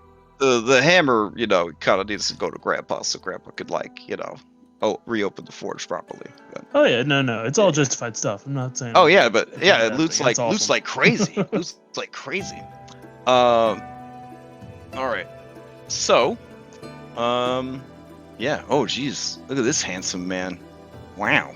This is what Reset's getting up to for the next couple weeks. Yikes. All right. Okay. That will be updating my Reset fan fiction accordingly. I'm gonna make it very clear. It's only sparring. Okay, fair enough. No wondering. Yeah. The moment he spars, it's off the table because she does not do it with anyone she's. Oh, okay. That's Approach like That's the her. That's her opposite philosophy. of sexy, though. That's It, like, That is actually like exactly spar, it. and then, like, badass art. Yeah. All right. This guy's name, if you were curious, is Theopompus. All right, and he is a badass Aresian house guard for the diplomat from Aresia, who is currently staying in Astoria. All right, who is probably going to be assassinated eventually? Just throw that out there. All right, so Anastasia, did you have any business in town besides talking to the person? And then wait, we already did that. So Hypatia, you were sending a letter back to the academy, or are you trying to pay for like a sending or something? No, I was gonna just send a old school letter. Okay, fair enough. And with greetings, perhaps, to my favorite professor. Mention that things have been going well, except for some bad dreams, and I underline it a little bit so that hopefully the subtext gets through. And asking if he can think of any spells or potions or items, any way that we could perhaps protect our minds. Yeah, it's a bit disappointing. Yeah, because we're doing downtime for the next couple weeks, so you do receive a reply. Recommends sleeping draft, the sleep spell. Recommends the catnap spell. Recommends a number of herbs and reagents and poisons that can cause sleep. Recommends protection against psychic assaults before bed. Something like a ring of mind shielding or similar spells or defenses might assist. Since you were vague, he does not know that you were dealing with the actual Titan of Dreams. So it's one of those things where it's they think you have a small infection, but you have stage 5 cancer. Yeah. So they're just you can try all these things. And he does give you a really exhaustive list of remedies and magical means to get a better night's sleep. Huh. Or in the case of catnap, avoid sleeping.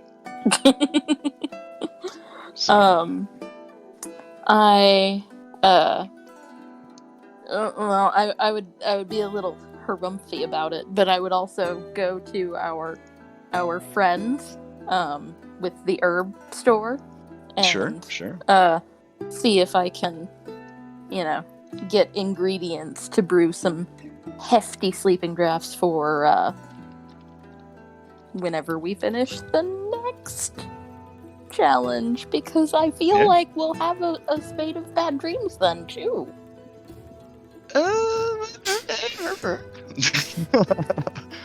I feel so like that might be possible. So definitely add to your downtime stuff that you are going to acquire some sleeping poisons. So that will be good. All right. Let's see. During this downtime, does anybody want to take in local culture? Check out this new acting troupe? Is it about my father? No, it is actually about the chosen of the Oracle. Oh. Then, if someone will make me a disguise. What's I mean, I'll just what's go. their name? The group name? They're called the Chosen of the Oracle. It's about you guys and how you saved... No. I mean the troupe. Like, do they have like a theater name, or is it just a bunch of people? Oh, they call themselves the Thalassian Hydras. Well, that's pretty cool. Yeah. And they're said to be extremely metropolitan. Like, there's all sorts of like races and monsters that are a part of their acting troupe. So, I mean, see yourself in a play. I mean, that could be cool. I think Talus is going to head back to the swamp to see where the druid grows. Okay, fair enough. Yeah. I'm down to check out the play with anyone else who wants to go. Astreus will definitely want to see the play. He's intrigued. Yeah, you weren't there for the rescue of the Oracle, so this is going to be totally enlightening. I mean, you've already heard the songs a few times, but to have the songs put to music, oh man, what are they thinking? And with actual like players and stuff, right? Yeah. I also want to check in with Parthala if I could, to check and see if she has any new spell scrolls. Oh, for sure. I will update that to kind of reflect that you're in town for a couple weeks, leveling up and stuff. Yay. Cool. Right. Unfortunately, as much as I would like to watch the play, I plan for Rosette to focus on training for the whole downtime. Oh, all right. Yeah, so she's completely focused on training. Oh, I think Anastasia will come bother you at some point then about being. She would actually ignore you. Oh, wow. And she's training to the point where you think she might be overworking. Like, she's just gonna keep going. PvP enabled? And Arisians are like really weird about stuff like that too, because like suffering and like pushing yourself and making yourself sick from like going too hard is like considered like a really like lofty thing to do. These are people that kind of they spoil their servants so that they can live like a Spartan life. Because like the more Spartan you can tolerate to live, like the stronger a person you are. It's like a whole like crazy culture. Yeah, it's a crazy culture. So like after the nightmare, she kind of got the idea that she's been slacking off. She needs to. Oh, because you've been hanging out in soft serve land, and you getting soft because of soft serve land. I got you. Yeah, which is why she found an Arisian to practice with. All right, fair enough. So, those of you who do go to take in the theater, let's see if we got some cool music for this. Yeah, and I would bring Philippa Threes. All right. Well. It is acclimated to being around people. While you're in your disguise, or are you just gonna own your celebrity status? Well, is everyone else gonna own their celebrity status? Phil will go with the flow. I'm not hiding. Yeah, I'll fan my wings and say, And I can't hide these. So. I mean, Alright, you so could we'll get take sad. off the bathrobe that he put on to cover his chest, and then he'll just take it off and be like, "Oh, so we're doing this. Let's go." It's just I got really embarrassed last time I was at one of these plays. It was real uncomfortable. These guys trying to mock us. The best is, Phil, you're gonna look so cultured with your spectacles. Yeah, no one will recognize you. What are you talking about? I am wearing glasses now. The hat of disguise. Who has that? You could do that. Oh yeah. Nah, that's type. I'll leave it. Let's. No one will recognize me with these glasses. It's the Superman effect. I saw it in a play. I do also have a horrible scar on my face, so feels.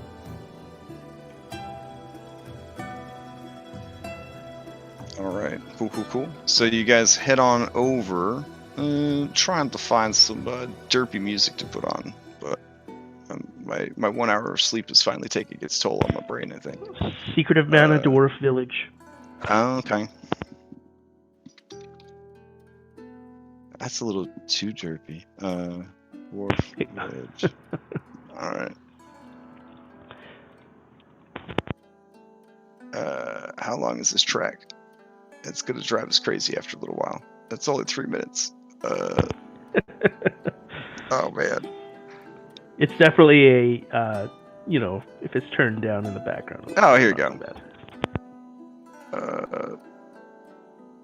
There was a nice silly one. I can't find it now. I'm so tired. I'm sorry, guys. But my energy level just tanked. I gotta finish this. I mean, it's almost done. We'll be fine. All right. So just give me a link and I'll post it. I don't care what music it is. Just give me some music. Where'd you post it? I don't see it. I thought you posted it. Oh, there it is. Okay. No, it's just more words. 1 hour of Pan Paka Pan. All right, that sounds good. No, don't play that. No? Oh. I mean, No. I got you, Crash. Okay. In your PM. watch that alone when you're alone and in private. Okay. That's one of those. Enough. Gotcha. All right. Secret of Mana Dwarf Village will do it. So, you guys are in town for several weeks. During this time, you do your downtime, your training, you get right with the Lord, all that stuff. Eventually, you do decide to take in some local theater, find out what this play is, The Rescue of the Oracle. You've heard pretty good things about it, but you want to see this thing for yourselves. So, there's nothing to it but to do it. All right, so you head on over to the theater. I think I put you guys on the theater map. Yeah, there we go. Drag yourselves in as you see fit, or not. I got an all-seeing eye there, so it's all good. Essentially, it plays out the initial story of how you guys were all summoned to go and prove yourselves against the boar. And they kind of go through all this stuff pretty quickly. Essentially, each of you is represented by someone that kind of looks like they could pass for you, maybe, but not fully all the way there. Yeah. The actors and actresses, again, they couldn't get an actual siren, so there's a person just with fake wings, like paper wings or whatever. Yeah, so it's kind of just they're trying their best here. But the effort is there. There is a person wearing a pig mascot costume. It comes out and does the rumbly speech about the doomed one or whatever. And all of this sort of plays out. They did hire a gnomeling, which is a half gnome, half halfling, to play Alexi. So it is hard to see Alexi on the stage because the gnomeling is only about 2 feet tall. But it is extra comical when the gnomeling does defeat the half ogre that they hired to play Philippocles, complete with like fake beard and painted on tattoos. The whole thing is just sort of like better than high school play, but not by much. The strangest thing about the whole production is the actress they have hired to play Kyra, who, by all accounts, seems to be a humanoid cucumber. What? Yeah. Yeah. So, you seem confused, and people in the stands say, heroes, you have come to watch the play of yourselves. What do you think of this actress they got from the far southern islands? They say her name, it is very exotic, is Susan Pickleman. And they show you her NPC sheets, so you know that this is a legit thing that's actually happening. Didn't know these creatures exist. Yes, they are called cruel cumbers. They are a plant monster from the southern islands. Cannibalistic and cruel, as their name implies.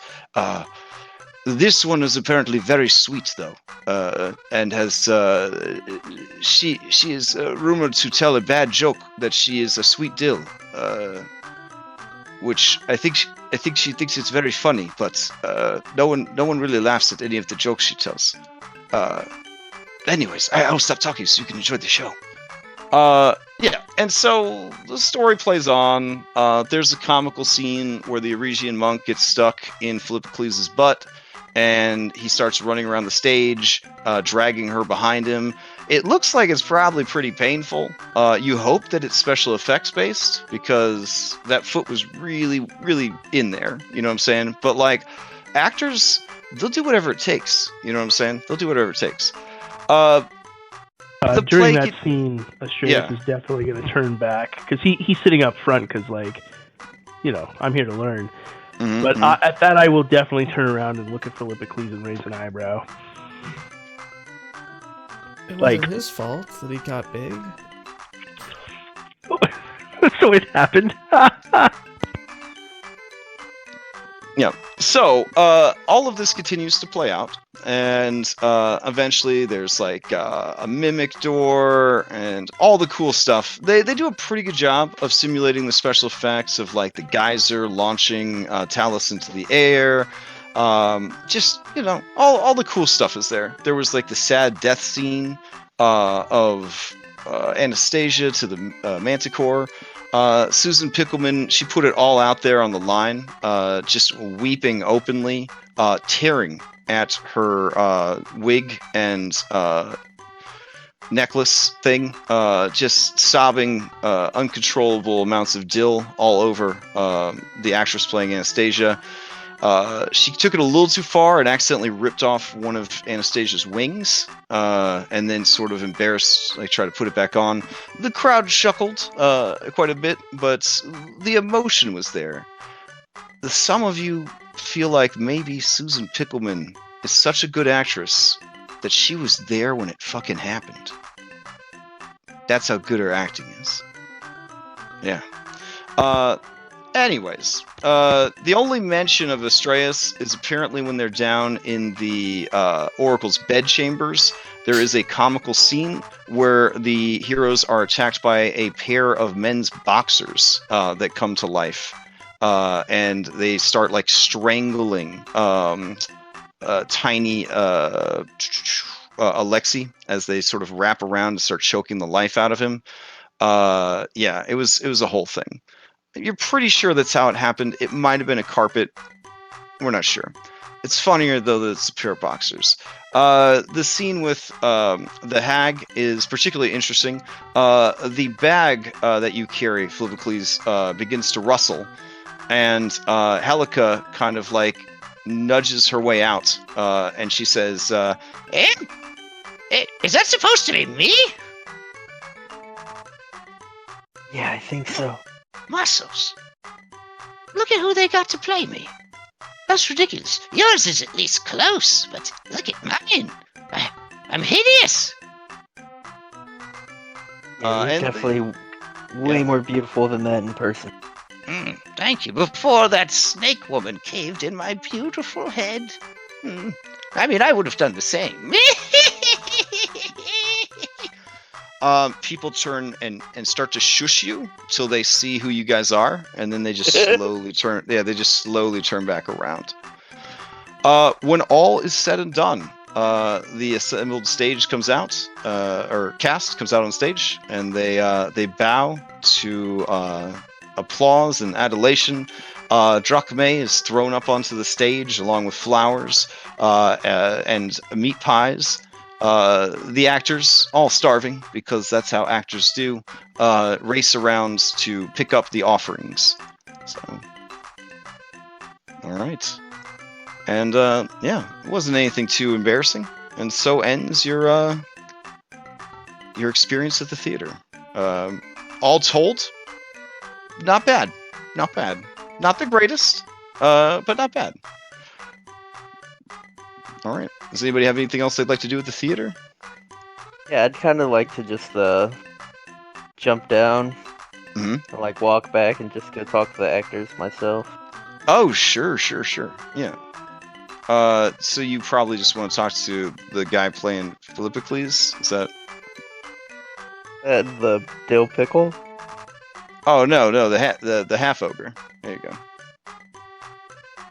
go. He's taking his beard off, and he looks at you and he just starts fanboying like really hard. He wants you to carve your name into his flesh so he could have a scarification signature. I mean, yeah, I'll do that for him. And, Okay. Yeah. You did a good job. You played the butt scene. That's exactly how it worked out. Oh yeah, thank you.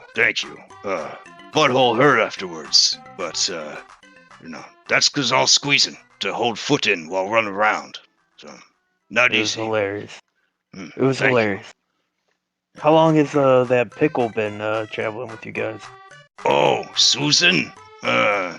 She joined up only like a week or two ago. Yeah. Very talented actress. Very bad singer. Very bad songwriter. Very bad jokes. Yeah.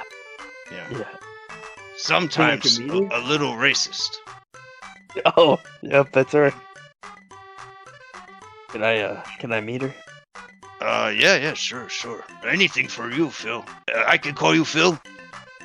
Yeah, that's fine. Oh, where you get this dog? Oh, this dog have 3 heads.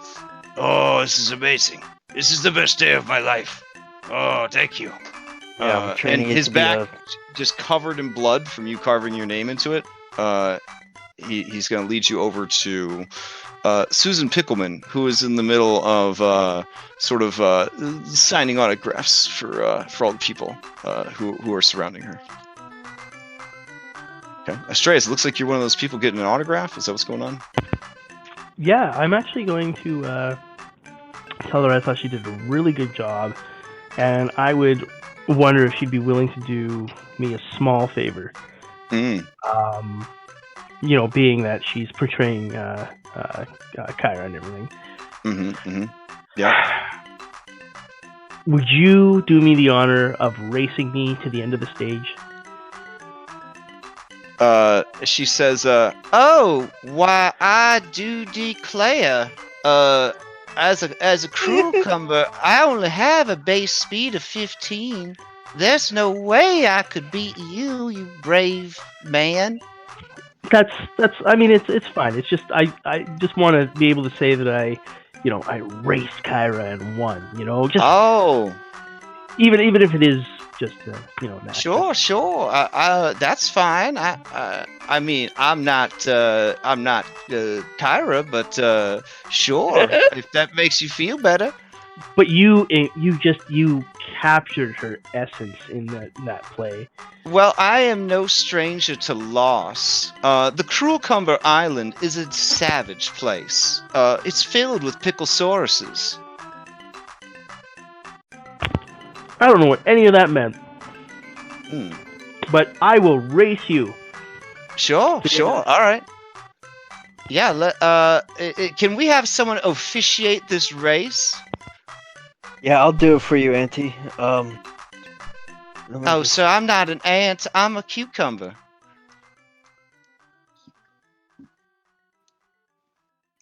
It's alright, he can't see so well, I guess. He got new glasses.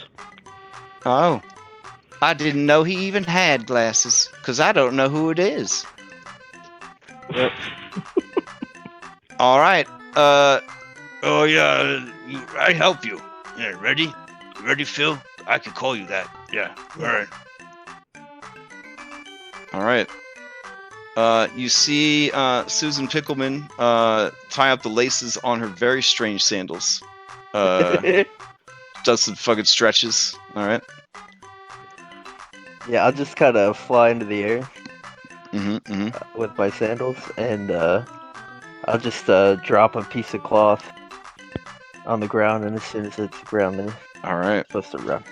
Sure. Astreus, how fast are you running? Using any magic? No magic, but as Okay. fast as I can. All right. Susan Pickleman starts running. You hear sort of a sproing sound, like somebody threw a rubber dildo out a window. She tumbles head first. Yeah, she tumbles head first. Launches 15 feet into the air. Lands and rolls like a log to the finish line. She somehow defeated you, but accidentally because of that terrible accident.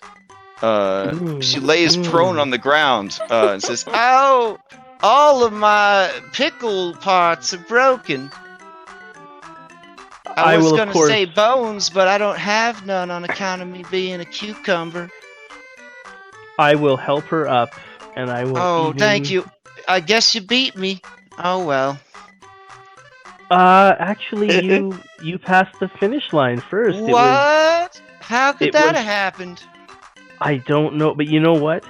I think your troop's going to make a lot more money now because they do say that Kyra never loses in a foot race, and Oh. it seems that the streak is still alive. Oh, they call that method acting. Does she actually look, I don't know, wounded? Is there pickle juice coming out where there shouldn't be? I mean, it's pretty banged up. She's pretty banged up. There's some juice leaking out in places. I'll cure wounds her just to Okay. Aw.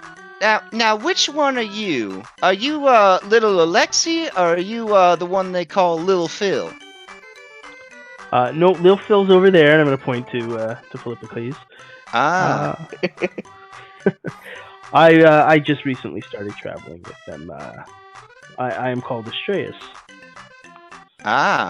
Like what we put our cigarettes out in back home on Pickle Island. I don't know what a cigarette is, but sure. Okay. Well, I am just, I have the vapors and the fumes. I am beat. I'm gonna have to go climb into my jar and pickle myself for a little bit to get, my rejuvenation like a pickle person does.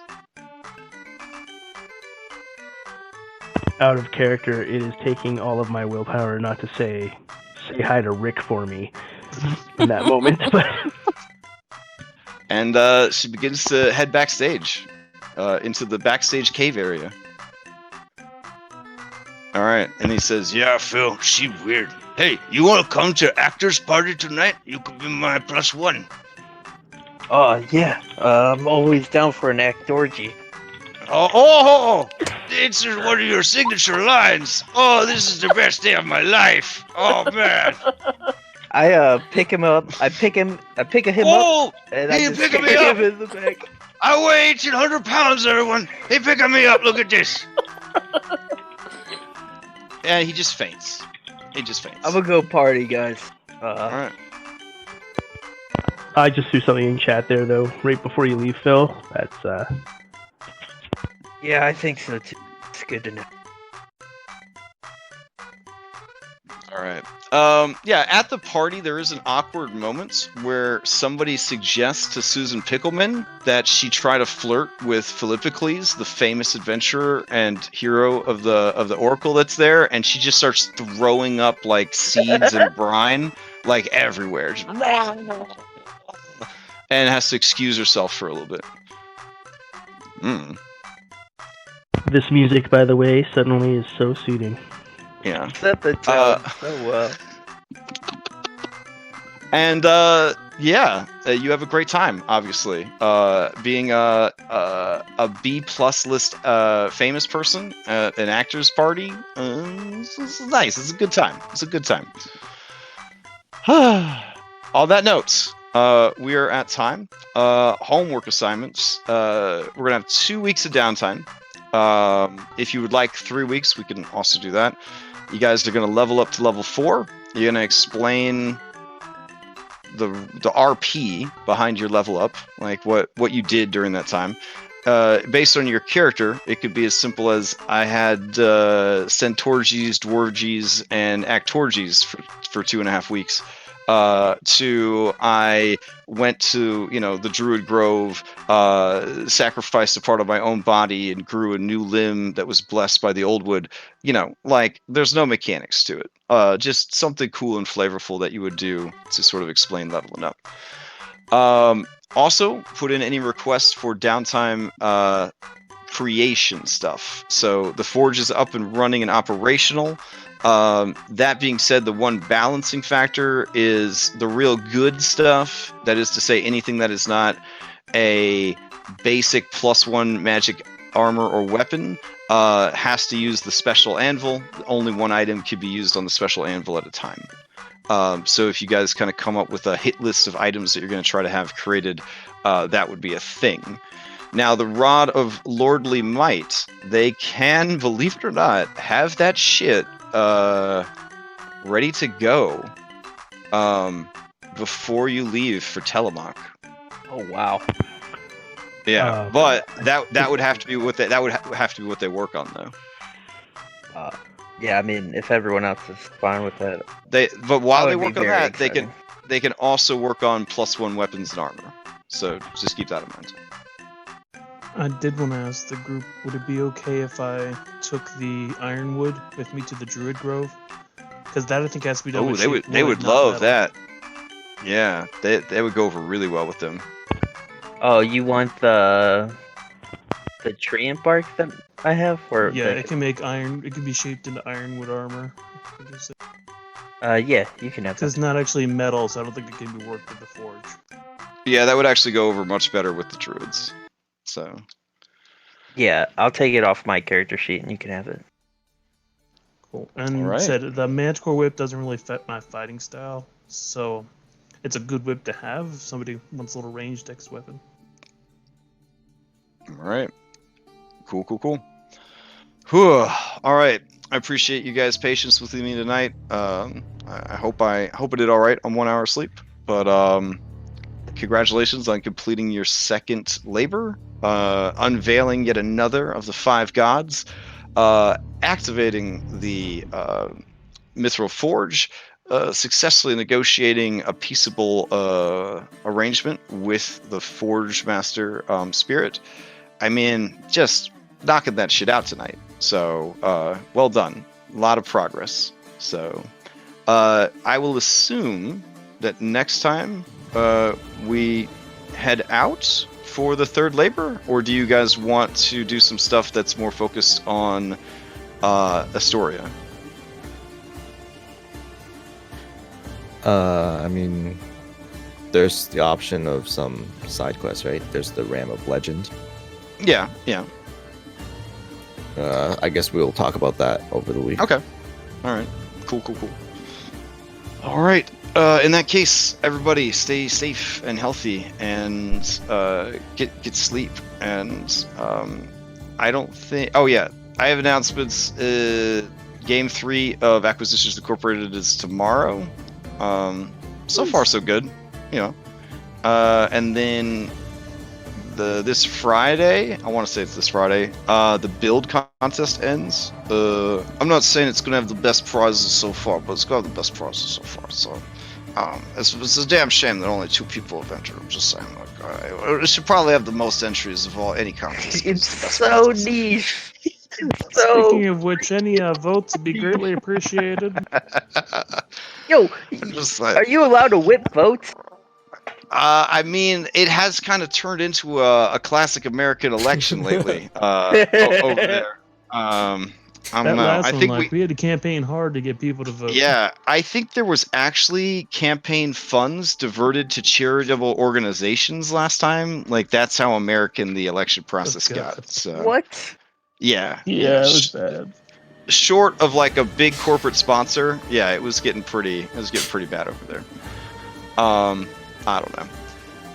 The next build battle that got suggested is a pretty good one, so I'm pretty excited about the next one. But you know, this was already posted, so we're stuck with it. So we might as well just enter, just get it out of your system. So niche. I'll read it over again and see if I can think of something. Like, it's Okay. so niche. I do have a quick question. Mithril makes it where it doesn't give armor doesn't give disadvantage on stealth, right? Correct. Yep. Ooh. And it's like And it also weighs half as much. The weapons and the armor weigh half as much. Pretty cool. All right. Sweet. Okay. Hope you guys all have a good night, and I'll see you around Discord this week. Anybody have any other announcements before we shut down? No, Nope. thank you, sir. All right. Okay. All right. Night, everybody. Night. Night, Crash. Right.